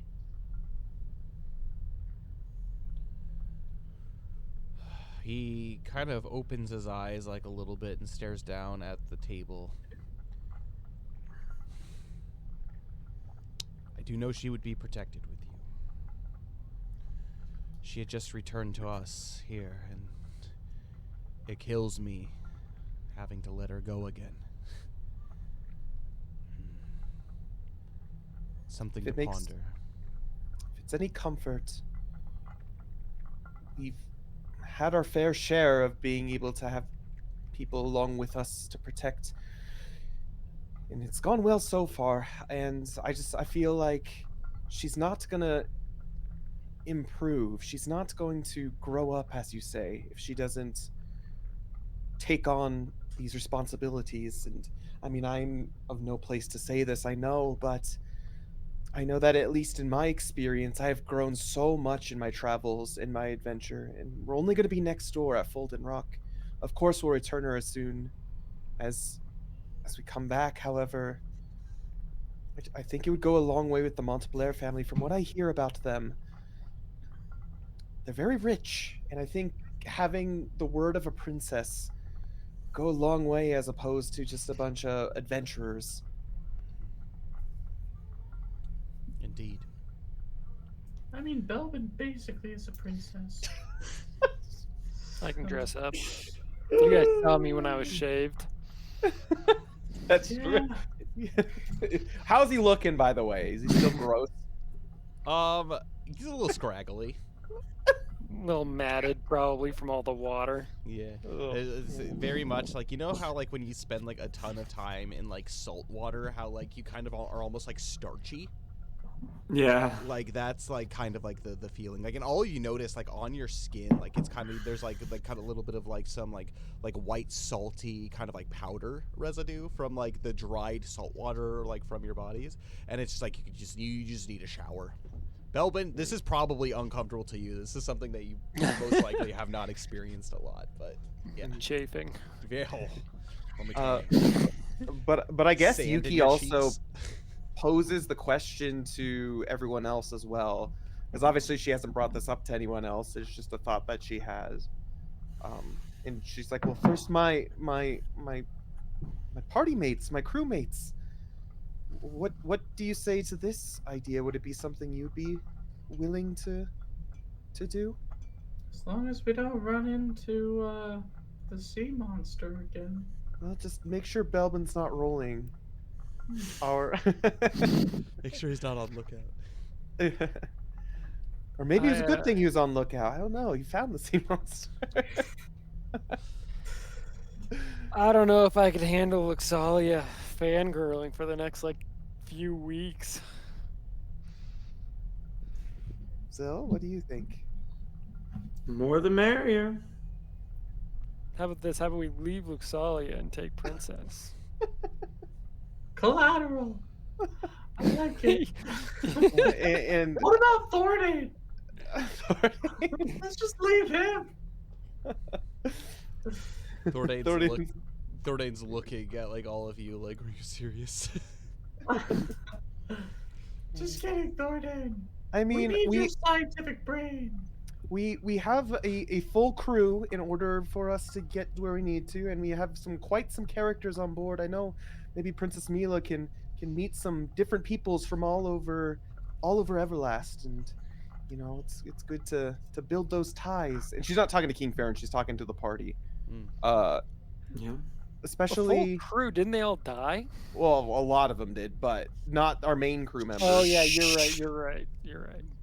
What's his name? A lot of the Freaking Buffalo passengers Bill. too did die. Yeah, Yeah, I I know. know, When huh? you said we have a good track record, I'm like, I No, don't we do know. have a good track record. We lost we like lived. a lot of people. We did, but that's not by our fault. We just happened to run into Barnacle the Bill's terror of still the alive. sea. That's Barnacle Bill. That's Barnacle all. Bill. That's all we need. He can run the ship himself.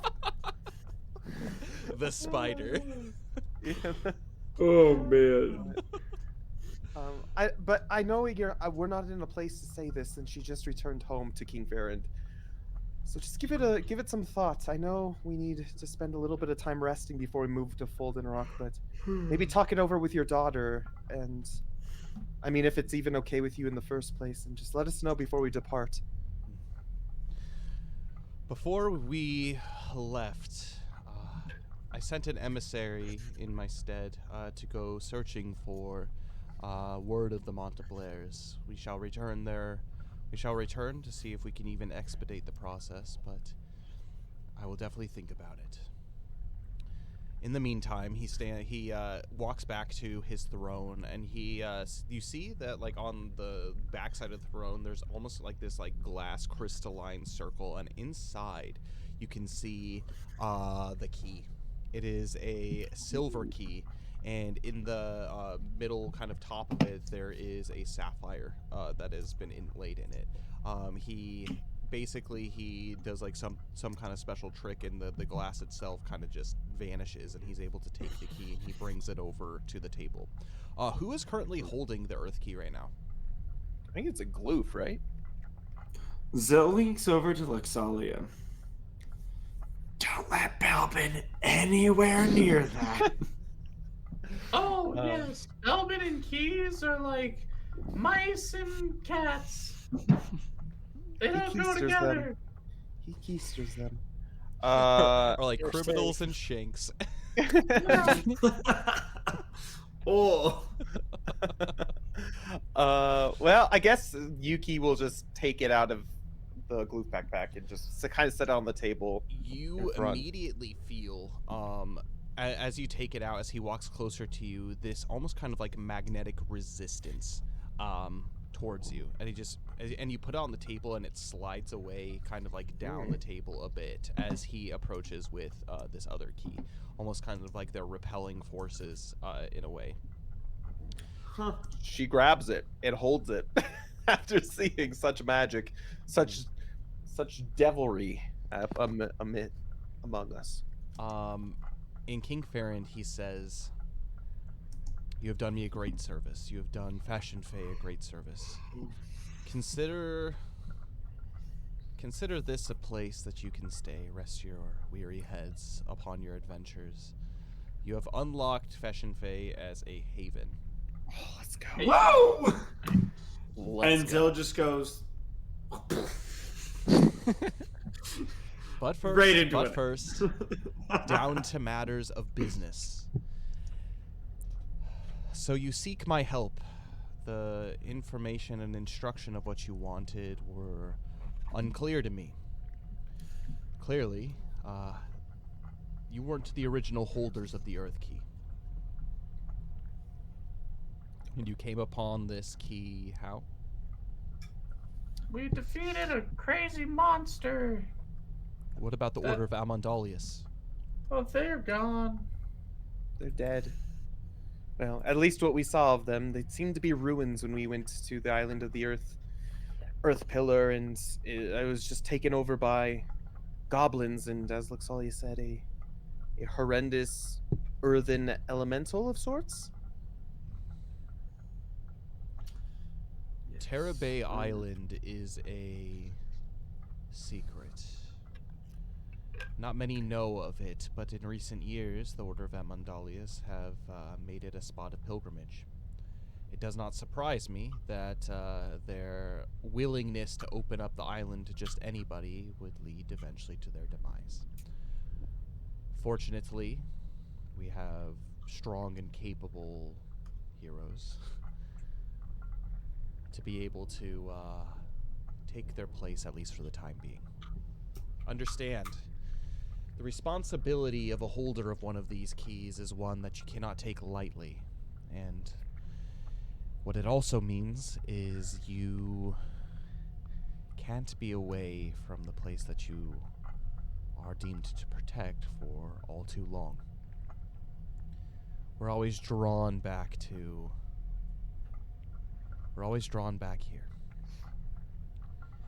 He stands up and he goes over to the window and he points down, or like gestures with his head downwards. You see there? He invites you all to join him. It's like a big kind of like open air window. And you're like on top of kind of like this cliff pillar, like off in the kind of in the side. And you look down into the bay. It's still dark. And you can see the familiar flickering of blue lights right there at the very center. And if you squint really close, sorry for those with bad eyesight, but if you squint, you can see that the reason we built our civilization here in Fashion Fae is to protect that. That is where the Sea Pillar resides. It is kept safe, and it has been so for many generations. It is our duty as the keepers of this key to stay here and to protect it at any cost. The fact that you are here means that Terra Bay Island and the Earth Pillar is unprotected. Well, Not exactly. What do you mean? Go ahead, Zil. You got along well with him? We were able to update was it Nazrahim? Nazrahim's, son. Nazrahim and the gold draken of the situation. Word got to Smoldrin, so he has been watching over the island ever since. And we even went there, and in between us leaving and him getting there, there was some goblin infestation that we discovered. We were able to clear that out. That was after Smoldrin got. He couldn't fit into the little cave, so we had to clear the goblins out, even though he was there. But since then, as far as I know, he's stayed there. Yeah, he said So he would. Smoldrin is take watching roost. over the island. I'm gonna have you make a influence skill check for me. You're good at that. Get it, Zil. Nat 16. Very influential. From I do that every everything that time I've you seen speak. from you, that gives me no recourse to doubt you and to doubt who you place your trust in. But do be aware, dragons, they're conniving, they're menacing, but most importantly, they're greedy. The fact that you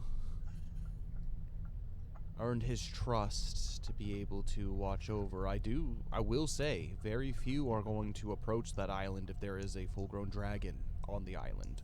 So it'll be kept safe, but for how long?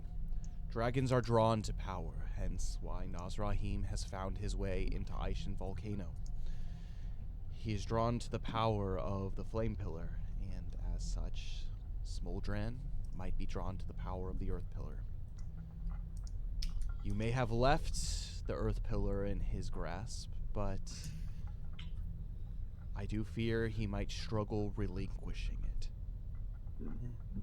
But the reason he actually went there was there was an evil item buried within. It was a rope that can seal away dragons of sorts or control dragons, and that's the whole reason he went there. And we actually asked him to keep control of that, though he has the rope now, doesn't he?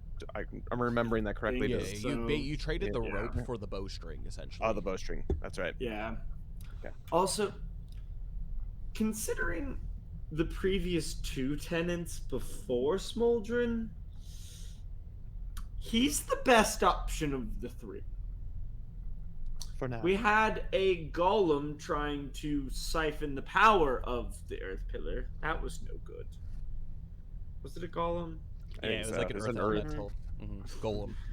Then we had some goblins, which equally bad, just maybe not as directly. And then we had Smoldrin. And in the absence of the Order of Amandalius, Hell's Kitchen made its way down there too. Oh yeah. I forget what happened there with that. Something of Gordon Ramsay. I don't know. It was the witch. Well, there of was some the kind. cultist priestess that I don't know why there was like a golden corner. That was something Jonathan brought up. I was like, what? I'm gonna have to go rewatch that. By the way, they're all up on YouTube, There you everyone. So go. feel free. Go check them out. Good times. Good Um, times. Yeah. Okay. Yeah. Freaking that Gordon was Ramsay's something. down there. It's good stuff. Again, nothing that you have done or proven makes me doubt you in your judgment, but you are the holders of the key at the current moment, and as long as you don't plan on staying there in your adventures, either inform the Order of Amandalius of what had gone on down there, or perhaps you may be tasked with finding a new holder of the key, someone you trust, someone who can keep a vigilant eye on the Earth Pillar, who can defend it. What about that sea monster? No. Azaldun? No. Yeah, he's No. pretty- I don't think anyone would be able to wrestle it from him. He can definitely But- defend it. There's one person who has the potential to do so. Do you remember who it is? No, Alamnia? No. Well, obviously, but no. The ship. Well, obviously. The ship captain. What's his name? Oh yes, Yeah. Gunter. Gunter. Our friend Gunter of the Flortensia. sea, the Flortensia. Yes, the floating city. Flortensia. It is a Yeah. good option, but what do you guys think about Balthazar? Oh, what about Stinky Pete? Wait, that's not his name. That's not his name. I don't know a Stinky Pete. You mean Barnacle Bill? Yeah. Oh Lord! God help the world if it's Barnacle Bill. Oh, it's my job now. Oh, Who's you want this key? You're Balthazar? gonna have to take it. Oh, and he climbs up to the top of the crow's nest. They climb up there. He belly flops into the ocean. Or Bree, yeah. she was fiery. Oh, I She don't was trust whip. her at all. Oh, I do, but not with not that. with the risky. What about Martha? Yeah. Do you trust Martha? Martha. Yeah, she's Who pretty are cool. these people? Martha's Bree's whip. Yeah. Oh, oh my God! When there's a Good whip, there's a memory. way. When there's a whip, there is a way. Sorry. Ba-dum-bum-bum. What about? Ba-dum-bum-bum. Oh wait, hold on. I'm pulling up their name. We're just coming up with all the people we've met. Riona. Oh my god. No, she gets distracted too easily. Yeah, that's fair. Sayla. Tully? Tully, Sheila- no Sheila. one would bother Tully. He is Sure. that guy would Timmy? himself. Freaking Timmy Flat. Oh, Oh, Timmy Flat! Of course. Might as well just Wait, give it. You might as well just what? relocate. What was it? Not Justin. Jensen. Yeah. Oh yeah. He's back at the keep. We haven't paid them, by the way. grilled in quite cheese? some time. Can I bring my mom with me? Oh man. Or what about Big Vic? We could give it to Princess Irea and Big Vic. Oh yeah, Victor. Oh, yes. Guys, But we have a house there. Yeah, No, we we have a house Bad in Helix, investment. don't we? Oh my That's gosh. what I mean. Belbin keeps sending things back there. Who knows if they made it? Amos? Though. Amos. Yeah. Oh, he's dead. Yeah, he's dead. Oh, Well, Clark, we'll he talk helped about raise this me. sometime down the line. I don't think it's incredibly important right Wait, now. what's the name of the girl watching our house with Jensen? I don't remember. I think it's Isn't just there a girl? Jensen. Is it just No, Jensen? we have a maid, don't Oh, we? that's Joseph right. Wilcox. Yeah. He's a bishop. Oh. Well, there you go. I Poor think it's. Grandium. I'll have to go back and. Oh, maybe I could get my my shrine people to relocate. It might not be the smartest move, but I think Barnacle Bill would just make this a hilarious adventure. I agree. I'm willing to take the risk. I'm not actually. I just think it'd be funny. Maddox, the reformed band. Is this just a recap episode? It's kind of what this feels like right now. Who are all the Not on characters- purpose. But anyways, Hey, welcome to the Ember Island players and their retelling of all of Avatar: The Last Airbender. King. Wait, hey. Oh yeah. Go Yeah, ahead. go for it. Go King for it. Farrand, he chimes in. He says, "It's just something to think about on your adventures as you make your way uniting. But that brings us to the issue of these keys.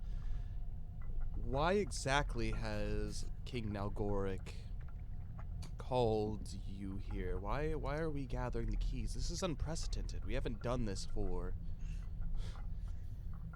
at least Well- the majority of my lifetime." do you remember the first person we mentioned that was at the Earth Pillar? Yes. The golem trying to, steal all the power? Something about Hell's Kitchen, yes. Yeah. Well, if we have someone trying to steal the power of the Earth Pillar, whom's to say they won't come for the other pillars? And we actually have it on good intuition, not necessarily authority, but good intuition that they will. There's been rumors we've been hearing about. Does the name Lolothi mean anything to you? Indeed. We're Should we gonna get kill indicate? him. The golem at the Earth Pillar. There was a sorcerer Amos in the jungle on Amios. No, Amos. It was Amos. I remember very, very distinctly. Aaron, It was he's Amos. mistaken. It's Amios. Amos on. Aisha. What island was that? Aishan Island. I'm like, I can remember Takai Town, but on Aishan Island, there was a whole epidemic of the dead eyes that was somehow connected to all these little things have been connected to Lolothi, That is who I think is concern. coming from this archipelago. He sighs as he turns away from the window and he says, "What do you know of the demonic pantheon?" I know that they are bad, and there's 7 of them, and they're archdemons, and we've been tasked to do away with them. We also know they're not impossible. This cape here is one of their wings. True. Is it now? And he Yeah. Yes. he examines the cape closely, careful like not touching it, but just kind of like looking and says, "Huh." It was Burbledow. And he just kind of flexes it a little bit so like the feathers pop up as if they were going to like shoot out with the attack, but Mhm. don't actually do so. Tread carefully with objects that you have reclaimed from demons. Yeah. Lolothi, that name is one that I have not heard in quite some time. Some call him the Some call him the Demon of Sloth. Based on the eyes we've seen, that makes sense. But others call him the Master of Deception as well.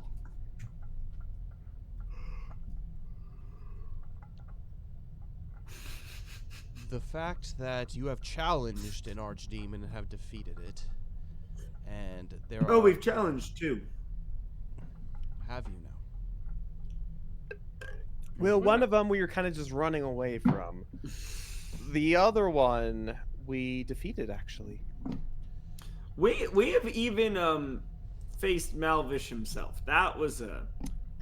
He opens And his everyone eyes died. like wide, and he just like looks like... Except for me, I wasn't there. That's probably why we all died. Yeah, it's true. That one didn't go so well, but we faced him. But I died at different times, so we're even. Everyone's got the same death count. Yeah. The death count of Ecclesiastes is an average of Ecclesiastes, 1. those who have died twice. the undying. No, what'd the you say about- Oh, remember when we were talking about undead things? Apparently that's us. Hey! That's why it sounded familiar. I forgot we were the ones who died and came back. No, but by the grace of Alamnia, we were brought back. Oh It was yeah, like- ours was a miracle, not like some abomination. Although with Belman, I jest. I know you know I love you, Belman. Uh-huh. Got a funny way of showing it. Silence means a lot. You remind me of my brother. You remind me of my daughter. Oh. I mean, okay. Anyway. Let's be honest, my brother is much younger than you. But like personality-wise, you know, same vein. I didn't know you had a brother, Luxalia. Yeah, he's my twin. Oh! Yeah. Classic. I guess they never get into family dynamics these days. That's true. No one's asked, you know? So, Is he as good at healing as you are? no, but he's really good at killing things. Oh! He's very healthy. He works for the queen. Which queen? You know, the queen of Silverwood. All right. Well, you'll have to introduce us. Oh yeah, I've lost Should we- contact. I'm basically not welcome there. Should Anyway, should we give him the key? What's going on? Are you kidding? Just Luxalia lore drop? yeah, it just came up, you know. I don't know. King Yeah, Farron I'll says... tell you more later if you want. King Farron says, well, you are a lively bunch, that's for sure. But you're a capable, lively bunch. The fact that you have been sent by Alamnia makes sense. He tends to gather unlikely allies. I don't even deign to say that I know all the ways of our creator, but the one thing I do know is for sure is he is an abject defiance of the evils of the void. And if what you say is true, and LaFonte is, well, he has a hand at work in what's going on here in the Aishan Archipelago, and the Inland Strait, and just Everlast abroad, that is absolutely something to be of concern. And with that being the case, you have my word that I will be meeting with all of you. If you can track down the last holder of the key. Is this the wind key? I forget. The last one is the sky key.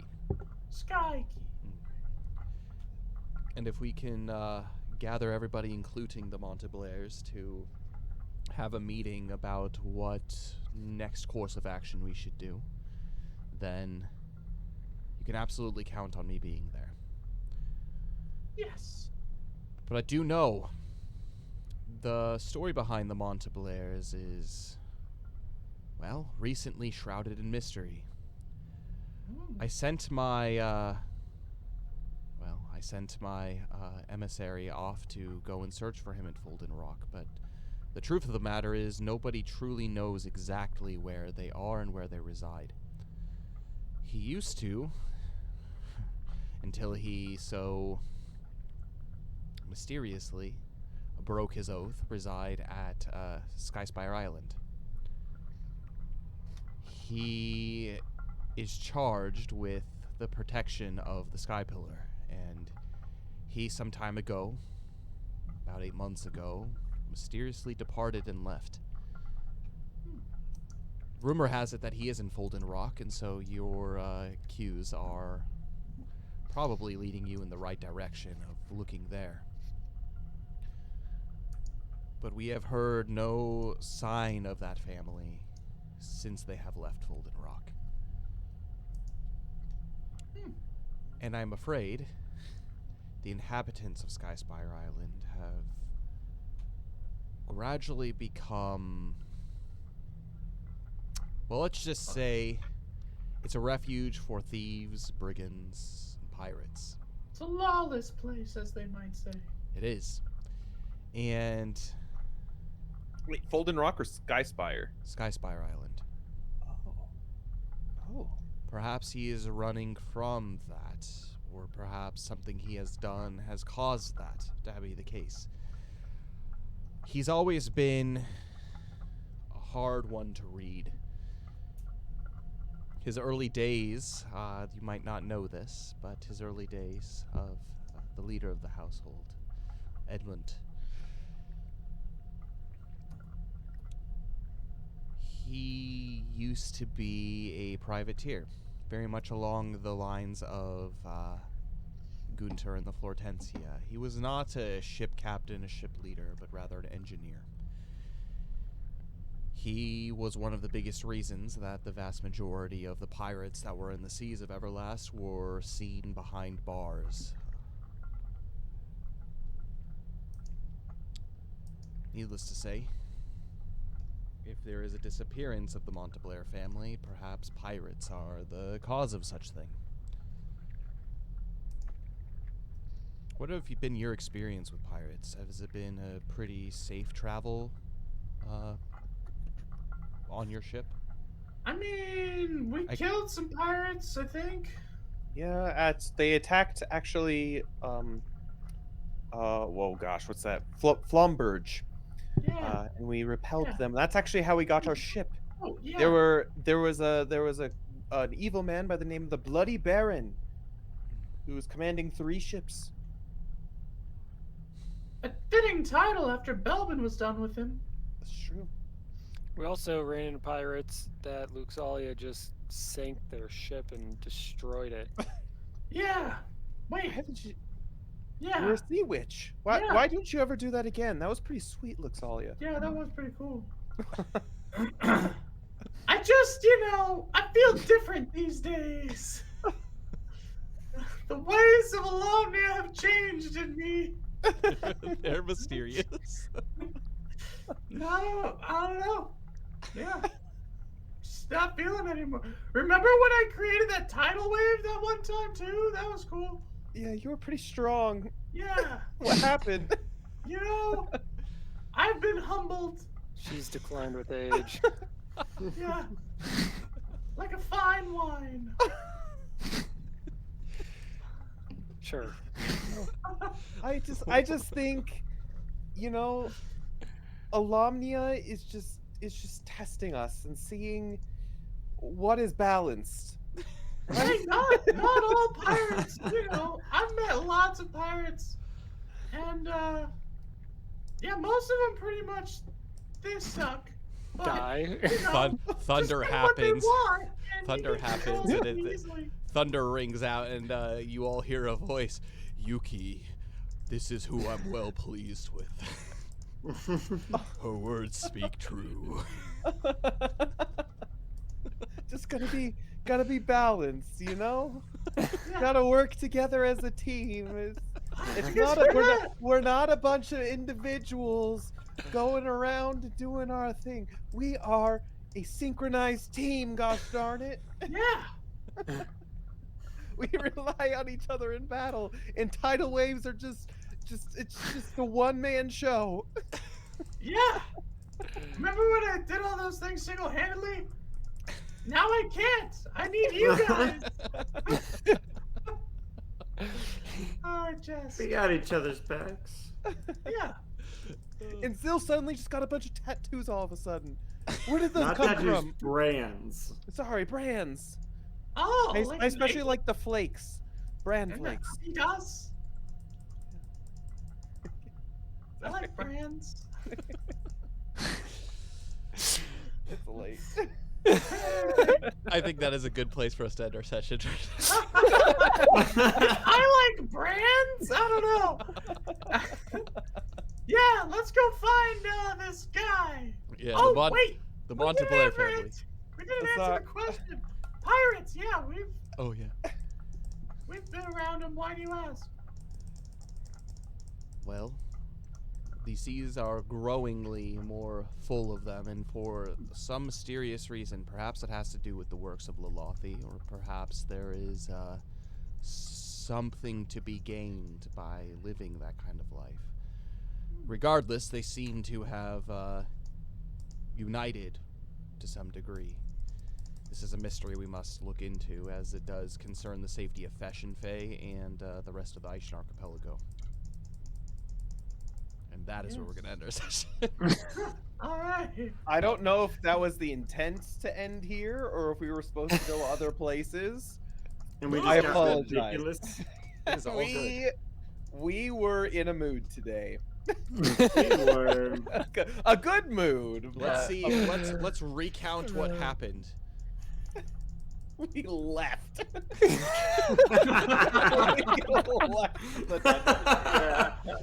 Hey, we left in style, That's true.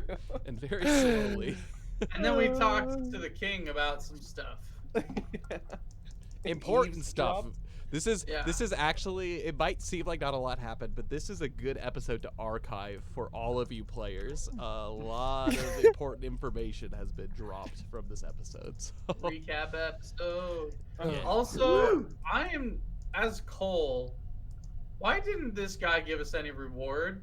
Come on. Oh, He wait. did. We can rest here. I forgot. That's a pretty sick reward. You're right.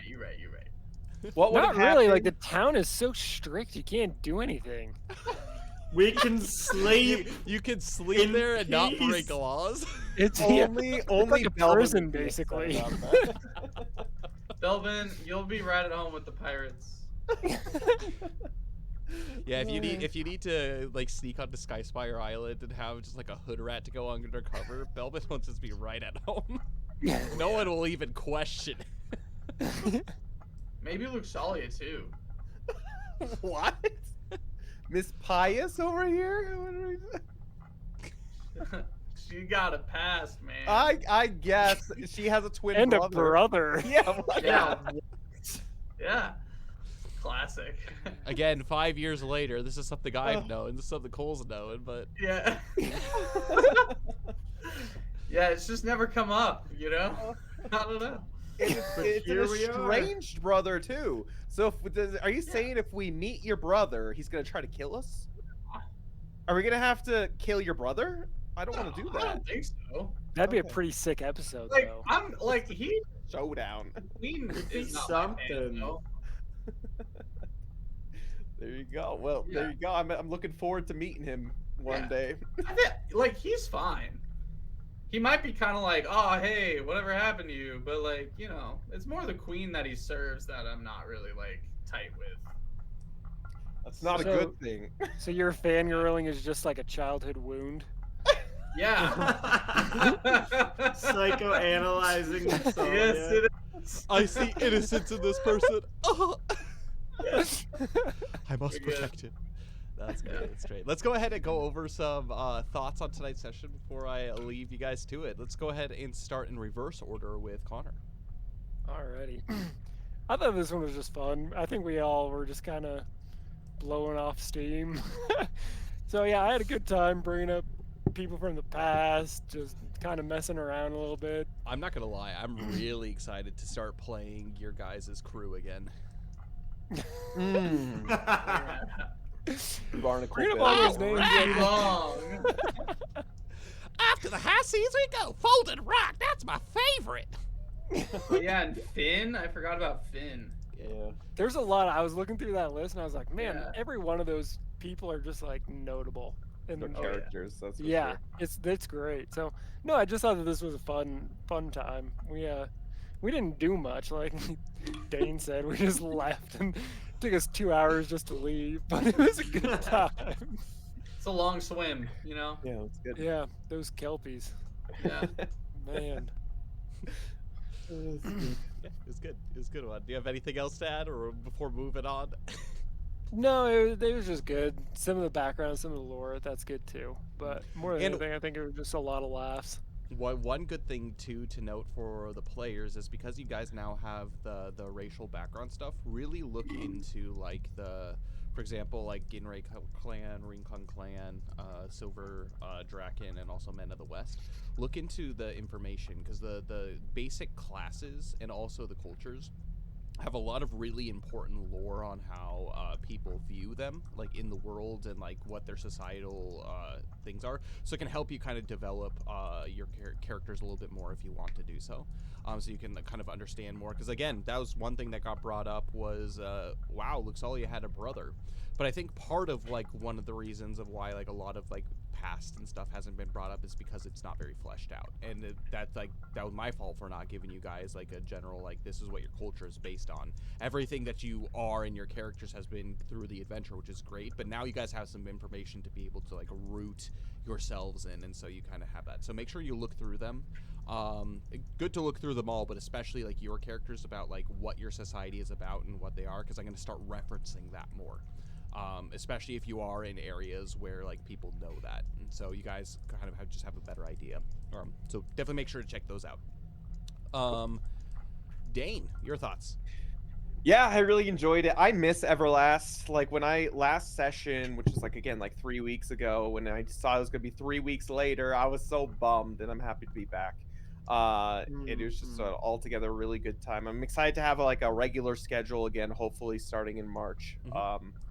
But we'll see. We'll see like scheduling for everyone and how that goes. I know spring's a busy time of year, but no, I mean it was really good. I was excited to find like the lore is awesome. Lore is something that I just really love in general. I'm a big history buff, and learning about this world of Everlast and all the shenanigans that go down is always a treat for me. So even though there wasn't a lot of action per se, I mean I thought it was very comical. I thought it was a pretty good and session. also too, like literally the past 3 episodes have been just like straight just battle combat. Yeah. So it's a I very think good there's some kind of break from that. Yeah, and so it's good. You gotta have both, right, to make a good campaign. But I mean, again, all the lore is just really fun to me. It's kind of like Tolkien in a way, whereas I'm just really interested in like the history of it, and obviously learning the history of Everlast from the guy from the horse's mouth. Is Just pretty probably a horse. yeah, well, you know. Yes. Yes, he did. no, but I mean, just hearing it from your mouth and kind of just like reflecting, being like, hey, this game is going to come out one day and I'm expecting big things for it. And the fact that I was able to be in the presence of the of where it originated from is awesome, I think. And so I'm taking every little bit in. But also learning about these characters, like as Connor mentioned, it was a really good recap, especially a lot of character names. I was just thinking, I'm like, who's Martha? Who is that? Oh, it's the whip. That's all right. Where And there's just a kind of whip, there's a There whip. is a way. Where there's a whip. Do you guys know what that's We from? don't wanna go to war today. Max does, apparently. All right. It's from The Hobbit, the like first animated Hobbit movie. Oh. But Yeah, there's a the like during the Battle of the Five Armies, the goblins are marching to war, and they're just like talking about how they don't want if to you go actually fight. know And Tolkien, there's like a it's kind of- taskmaster who's like. But if you actually know Tolkien, not a great song because Yeah. they wanted to go to war. They're Yeah, they goblins did. and orcs. That's what. Yeah, So but the they line- don't want to go to work today. Yeah. that line is weird, As the but Lord of the Lash says, nay, nay, nay. there's a group I found called Clamavi de Profundis, which does some great Latin stuff, but also a lot of Lord of the Rings stuff. Well, that's cool. That's awesome. Including that one? Including that one. Oh It's my god. hysterical. Oh Lord. But I mean, ultimately, like I had a really good time with it. Getting some lore drop, getting to see the difference between learning a little bit, not Irea, what's her name? Mila, and the father's dynamic. It's pretty cool. I'm really curious to see his decision on whether or not Mila is going to join us or whatever. What do you? My question to everyone else: what did you think of that decision? It just came to me spur of the moment Yeah. after that. Yeah. I feel like it's a I think it'd good be like cool. like. I'm a good little growing- girl, afraid come she's gonna with. die. We'll be fine. You guys are going not from here to here. You guys go from here to here. Yeah, it's close. Kind of. Okay. And I guess, you know I what? guess distance doesn't matter if you run into a Zaeldoom again. Yeah. Let's not talk about that, please. Here's the thing.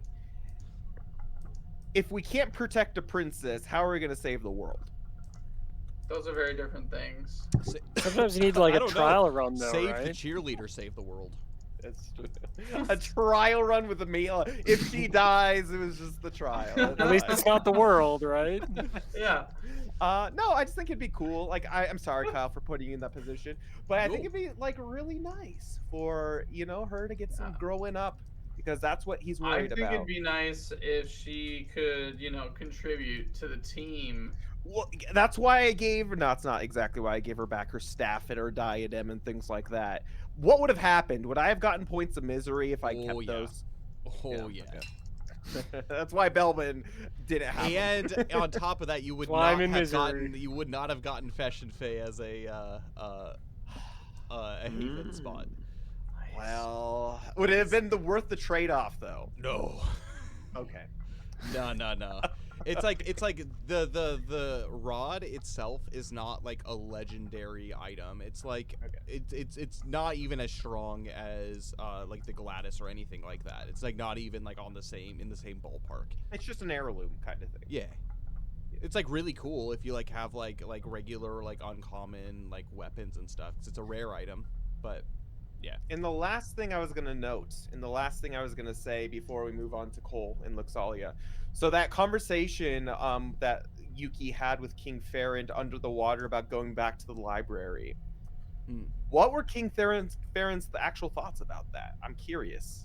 I mean, I rolled well on my charisma save, but like, what was going on in his mind? You have to understand the perspective that he was coming from, and like what his goal was to go down there. It was to save his daughter, and the fact that you had brought up the fact it's like, let's just go and kill all of the little babies was not something that he was too keen on. But he did understand that there was like the potential for like evil to like retake root again, and so he was very much conflicted, and so that's why it was good. Like, one of the things that I was actually curious is if you guys were going to make a decision like down below, or if you were going to go up above and like venture around before doing that, because you would have noticed that the Krakora are no longer like evil and like trying to kill you. They're just basically, they revert back to kind of almost like animals, you know? Okay. And so like that would have made an easier decision if you guys had seen that. But it led to some good checks. You guys did really good on the checks, and so the chances of that being like they're just gonna go to like revert back to kind of like their bestial state and just live their lives. There was something evil that was like drawing them and kind of like this evil power. Because I totally understand where it's like you cut off the head of a serpent and something more evil will take its place. Like there's like a power vacuum there. But because these aren't like sentient creatures in the aspect that they're like the free peoples, or even like fell to a degree, which are like orcs and goblins and stuff. It's not like they're like villainous in that aspect. Gotcha. Yeah. So basically, just because there was a head who could kind of magically control them in a way, they could unite under one dude. Right. And the things that they were doing was specifically based off of that. Like Gotcha. the fact that like they were basically being like mind controlled in a way to be able to do that. But what that did is allow them to kind of like evolve and like gain like this kind of like grotesque like power and whatnot. So Cool. Now that the source of that is gone, there's no longer. Also, I wanted to note like the like mana, like slime decay stuff. Something to keep in the back of your mind too. I think that's not something to paper over. That's for sure. But anyways, moving on. Luxalia, Cole, what were your thoughts? Hey. It was great. It reminded me of many a Zelda dungeon where when you beat the final bad guy, like the ice clears up, or like, you know, like the evil that's infested the forest is gone. There was so a was victory fanfare. There was. Exactly. It was At the end of great. every battle, look forward to it. I know. I'm a little sad there was no heart piece and diamond that brought us back to Fashion Fae, but you know, oh well. That's right. In Zelda, you saved the Zora princess. Yeah, Twice. I know. That's what I'm saying. Twice. We just saying. did that. Yeah. I see where you're coming from. I got you. Yeah.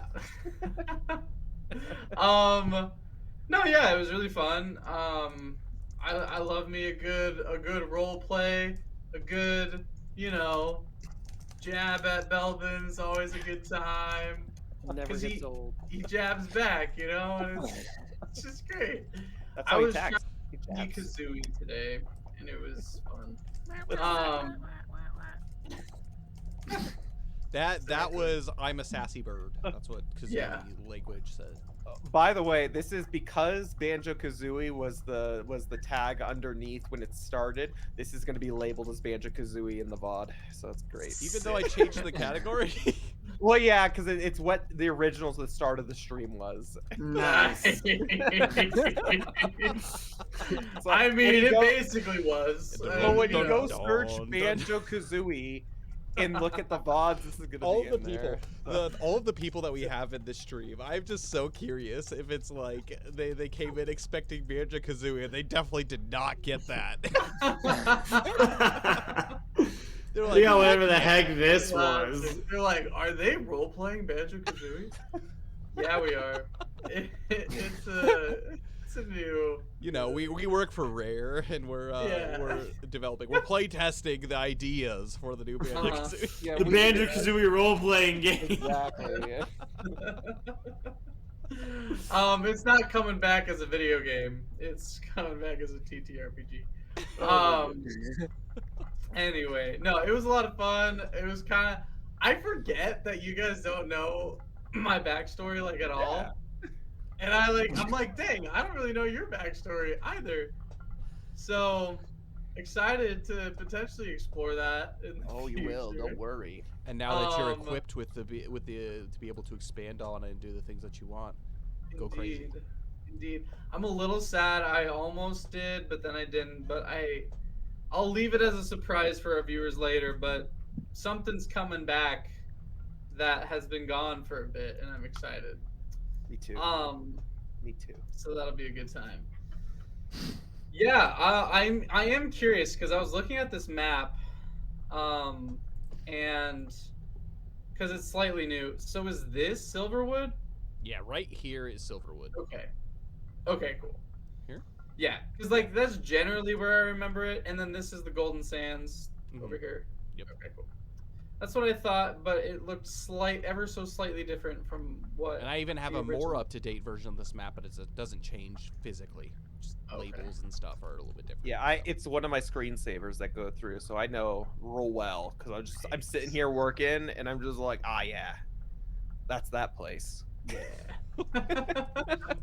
That's nice. But yeah, it was fun. It is funny. Luxalia does fangirl over the princesses. It's not necessarily like something I intended, but it just happens. So. She likes fancy ladies. I get He it. does. He does. Especially ones that wear fine silk kimono. Oh yes. She was like, "You're." That's what I'm stylish." saying. Luxalia is drawn to protecting the innocent and the innocent. It's true. Yeah. Yeah? It's true. Until you find the crotchety old, not old, but the crotchety princess that's just like, what are you doing? Yeah. I'm like, you remind me of the Queen of Silverwood. I'm curious about that too. Guys, story is so great. Anyway, so yeah, it was a good sesh. It was fun to kind of role play it out, and to remember a lot of things. I'm not gonna lie, half the things you talked about, I'm like, I don't remember this happening at all. Maybe I missed that session. Are you specifically talking about the one where everybody died to Malvish? Well, that one, but also the Because you weren't there for that session. Yeah, I wasn't. I feel like our Dragon- collective memory is very good. Yeah. For like our individual memories, there's tons of holes. Oh yeah. Yep. Yeah, like the whole dragon protecting the island. That You was weren't the there for session that of session. just That was a Dane Max and and I. Yeah, I don't it was remember just that Max. at all. You guys were talking about that. I'm Hey, this What? is a good call out though. Everything Aishan Island related is up on YouTube, so you can Okay. go and check Okay. it all out. But Yeah, Luxalia's princess fangirling doesn't even come close to holding a candle to Zill's dragon fangirling. That's true. Fair Zill got along well with that dragon. He was rolling like crazy. Yeah, and Yuki was just like, I don't need to use my charisma at all. Zill's best friends with this sucker. I'll just I sit back almost and got let a Zill skill do it." from him. Nice. I know. Zill freaking went nuts. Sick. Yes, Well, Smoldran maybe is like, we I've got- never related to anyone so much as I've related to this, Yeah. this, what was it, the urchin, or the orphan of Helix. Orphan of Helix.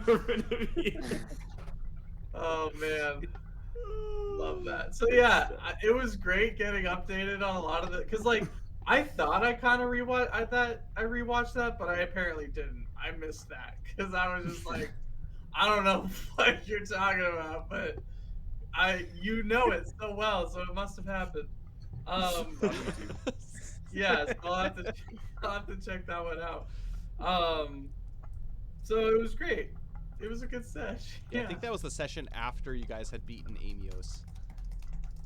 Yeah, Oh. Okay. Yeah, I think it was. the holiday phase. Yeah. Yeah, I do remember, like, suddenly we were in Flomberge, and I'm like, how did we get here? I don't know, but there's Professor Palm. Professor Palm. He's the best. Ooh. You studied with you didn't think you took him seriously. Yeah. Because I rolled bad for you. Classic. And you also rolled bad for Belbin for Yeah. Oh, the same gosh. as Aeldoon, so just don't let Max control your character. No. Bad things happen. Max struggles to control his own character. Unless Yeah. you're talking to dragons. It's a dragon. Yes. You're basically just Daenerys. It's good stuff. I It's good. guess. Yeah. Zill, your thoughts? I mean, nothing that new to add. It was a ridiculous session, but I'm a ridiculous person, so I'm here for it. Waffle made a new friend. True. Love True. that. So who knows? Maybe there'll be some fun to go with that. Just saying, it makes sense that the princess made friends with the mouse In companion. the future. I mean, not much specific. Just had a hoot, just being ridiculous. It was a good one. I agree like with that. everything that was said. I think you guys know my opinions on it, and we're gonna just leave it at that. Dane, do you have any last minute things to say? First and foremost, next Everlast session, I'm gonna put it out there on the table for the party that is here. In 2 weeks, it's gonna be March 8th or 9th. Is that a conflicting week for the majority of our players? Not me. I already got it in my calendar that I have Everlast, so I'm good. Cool. And then Yeah, the I mean, next from one after that'll moving be the 22nd, forward, 23rd. yeah, moving forward, I mean, it's gonna most likely be the second and fourth week of the month. However, obviously there's big conflicting holidays. For example, if like, I mean, Flag Day. if there's any big conflict, yeah, Flag Day. Cool, I was I'm gonna real say busy Easter, for but that's Flag a Day. holiday, so. Actually, technically, right now in your guys' neck of the woods, it's a Japanese holiday. It's the Emperor's birthday. Yeah, dude, there were so many Japanese people at Disney World. Oh. It Were they was speaking like, There Japanese he goes. to you? what? Were they speaking Japanese to you? Yeah. They were? Yeah. You're How like, do you "I respond to kinda that? What do you understand." do? I just don't. Well, Yeah. Usually it's nothing like they're trying to get something. Usually they're just like talking and Like, I listen. oh, And sugoi, kokoides. basically, yeah. Yeah. And then I was like, yeah. And then, some arigato, gudai shimasa, or however you say it. And all the arigatou things. gozaimasu. Yeah. But like, there were so many. Because like every so often there's like a few here and there. Like they're fairly common in Disney World. But it was like everyone from Japan. I it can't even seemed like. imagine what it was like at Tokyo Disney World or Disneyland. I'm sure, like, Oh, I mean, yeah. it's always Japanese people, but like, I'm sure those parks were so crowded yesterday. Yeah. Anyways, I was national like, are they on a holidays. break? What's happening? Why are they National all holiday. here? Yeah. Good stuff. So yeah, let's it was- celebrate the Emperor's birthday by going across the world. That's true. Why to not? A different country. Makes sense to me. Like, Fair as enough. far as possible. Like, I'm pretty Yeah. sure, like, Florida's as far away from Japan as you could get. Yeah, pretty much. Probably. Unless Except you're like for Southern maybe Hemisphere. like Argentina. Maybe like, yeah, or something. Argentina or Yeah. Brazil or something. Maybe that's as Yeah. far. Although, weirdly enough, Brazil is the country with the second most people speaking Japanese in the world. Isn't that weird? Whoa. Yeah, there's Really? big Brazilian populations. There's a Brazilian Japanese there. There's also a lot of Brazilians at Disney World. Anyway, Portuguese. continue. Yeah. Yes, Next. Dane. Anyways, Yeah, the schedules. Yes, so there's that. It works for me. That week works for me. But aside from that, we'll talk a little bit outside of stream about that. Stay tuned for that. Again, join the Discord. The Discord's really, really important for schedules. We put out the schedules weekly at the beginning of every week. That way, and it is according to the time that your computer is set in. So, for example, my old work laptop is still connected to Japan time, so they all show up in Japan time. So and if one of my computers that I have here is still connected to Colorado, so I got Colorado time. So there you go. But we posted in the Discord, so whatever time your computer is the time that it will say in there. We have 7 to 10 streams a week. We got a lot of streams. Again, we got a lot of different personalities here. And in this next week actually is going to be, it's a little bit of a bummer. I'm not going to be streaming at all until next Saturday. However, we have some new series starting, and we have a bunch of fun new stuff going on. So correct me, anyone, if any of this is wrong. Cole and Kyle, I'm talking about. But on Sunday, American time, Kyle will be playing. Oh, tomorrow, by the way, I'm not streaming tomorrow. Banjo-Kazooie, I'm going to be out of town starting tomorrow. So that's kind of when it all starts. So no streams tomorrow. Relax, have a fun Saturday. Sunday, Kyle's going to be continuing his playthrough of Baldur's Gate. A little bit 3. later, He's getting though. to the A little bit later, because I'm later. talking with this boy down here about stuff earlier. So, we're probably, I'm assuming, going to be starting around 11 or 12, kind of similar to like the start of this stream today. But okay. So yeah, come check that out. That's like around 7:30ish, 7ish p.m. Mountain Standard Time. I will just Kyle send me the specific time, and then I will update that in the schedule. Monday, no stream. I'm not gonna be here, so you get another day off. Yay. Tuesday is we're gonna be starting a brand new series. It is again our Adventures in Middle Earth tabletop RPG D&D series. However, it's the new adventure. So we have 2 adventures going on. One specific to like the eastern part of the world, so all of the members in that are a bunch of Australians. They're great. That's been going on for a little while, and then we're starting a new one. Since unfortunately I was unable to continue in that campaign, we have a new campaign called what is it, Ariador Adventures,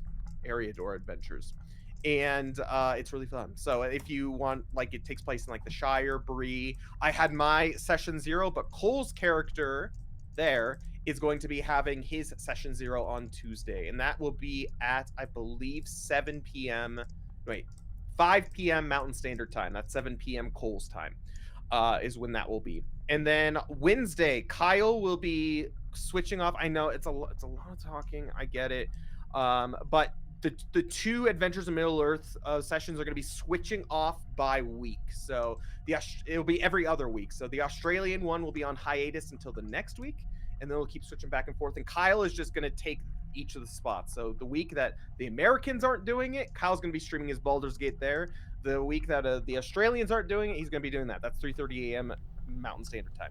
And then Thursday, Wednesday. Cole, are you streaming Wednesday or Thursday next week? Wednesday. Cole will be streaming Wednesday. His Fire Emblem Three Houses Golden Deer Route speed run with speed characters only. And so come join him for that. Thursday, no stream. Friday, nothing. No Everlast, no nothing. Just enjoy the rest of the end of your month or beginning of your month, I guess. And then Saturday, I'll be back with some more Banjo-Kazooie. Maybe we'll finish the game. Who knows? It's a short game. I didn't realize how short it actually was. But aside from that, that's the schedule for the week ahead. We have an amazing sponsor, DaiSNACki. It's a Japanese sweets and luxury treats company based in Tokyo, Japan. It's a small family business. And they're a wonderful sponsor. Again, Japanese sweets and luxury treats, free international shipping, and they have a bunch of different themed boxes. I don't think they have a seasonal box right now, but their Omakase I actually box just looked on has their been website really... this week, and they do. Oh, do they? What do they have? They have, let me pull it up. They have a Sakura box, and then they have a Okay, matcha so the same as box. last year. Okay. But they have matcha box A too matcha this box, year. that's new. That's new. So they had a Sakura box last year. So they typically have seasonal boxes. They haven't had some for a while. I know the Christmas season was pretty busy for them. But they got their own Omakase box, which is just normal snacks that you normally get at the Japanese convenience stores or grocery stores. And then they have their seasonal boxes. So again, they have a Sakura themed box and a matcha themed box. Both it's this kind of season. So if you like green tea and that kind of stuff, the matcha box I'm sure is going to be good for you. If you like just spring flavored things, I think the Sakura box will be good for you. But they also have a bunch of themed stuff, including their kawaii box. So that's more like anime related snacks, like popular culture related snacks. So they got that. They also have a Disney box, Sanrio, which is like Hello Kitty, My Melody, Pom Pom Pudding, that kind of stuff. And then they have for Fantasy Forge, actually, because they're partnered with us, they have a Nintendo box and they have a what's the other box? Pokemon box. So those are pretty cool. Feel free to check them out. Free international shipping, and make sure if you do order from them, mention in the checkout. There's a little box where you can put a message that Fantasy Forge sent to you. That's how we get credit for it. And you guys have been very good at supporting us. We were actually able to give away a box because of your guys' support. We did that during our 3-year anniversary stream, which is pretty sweet. So aside from that, though, I don't think there's anything else. Cole, can you think of anything Fantasy Forge related? No. That sounds good. Okay. That's it. Sweet. Right there. All right, well, thank you guys so much. This has been a great, fun stream. I will catch you guys all later on Monday. Everybody else, you'll see them when you see them. But yeah, may everybody have a wonderful weekend, a good start to it. May Alomnia guide all of you, and God bless each and every one of you. Bye, everybody. Farewell. Bye-bye. Auf Wiedersehen.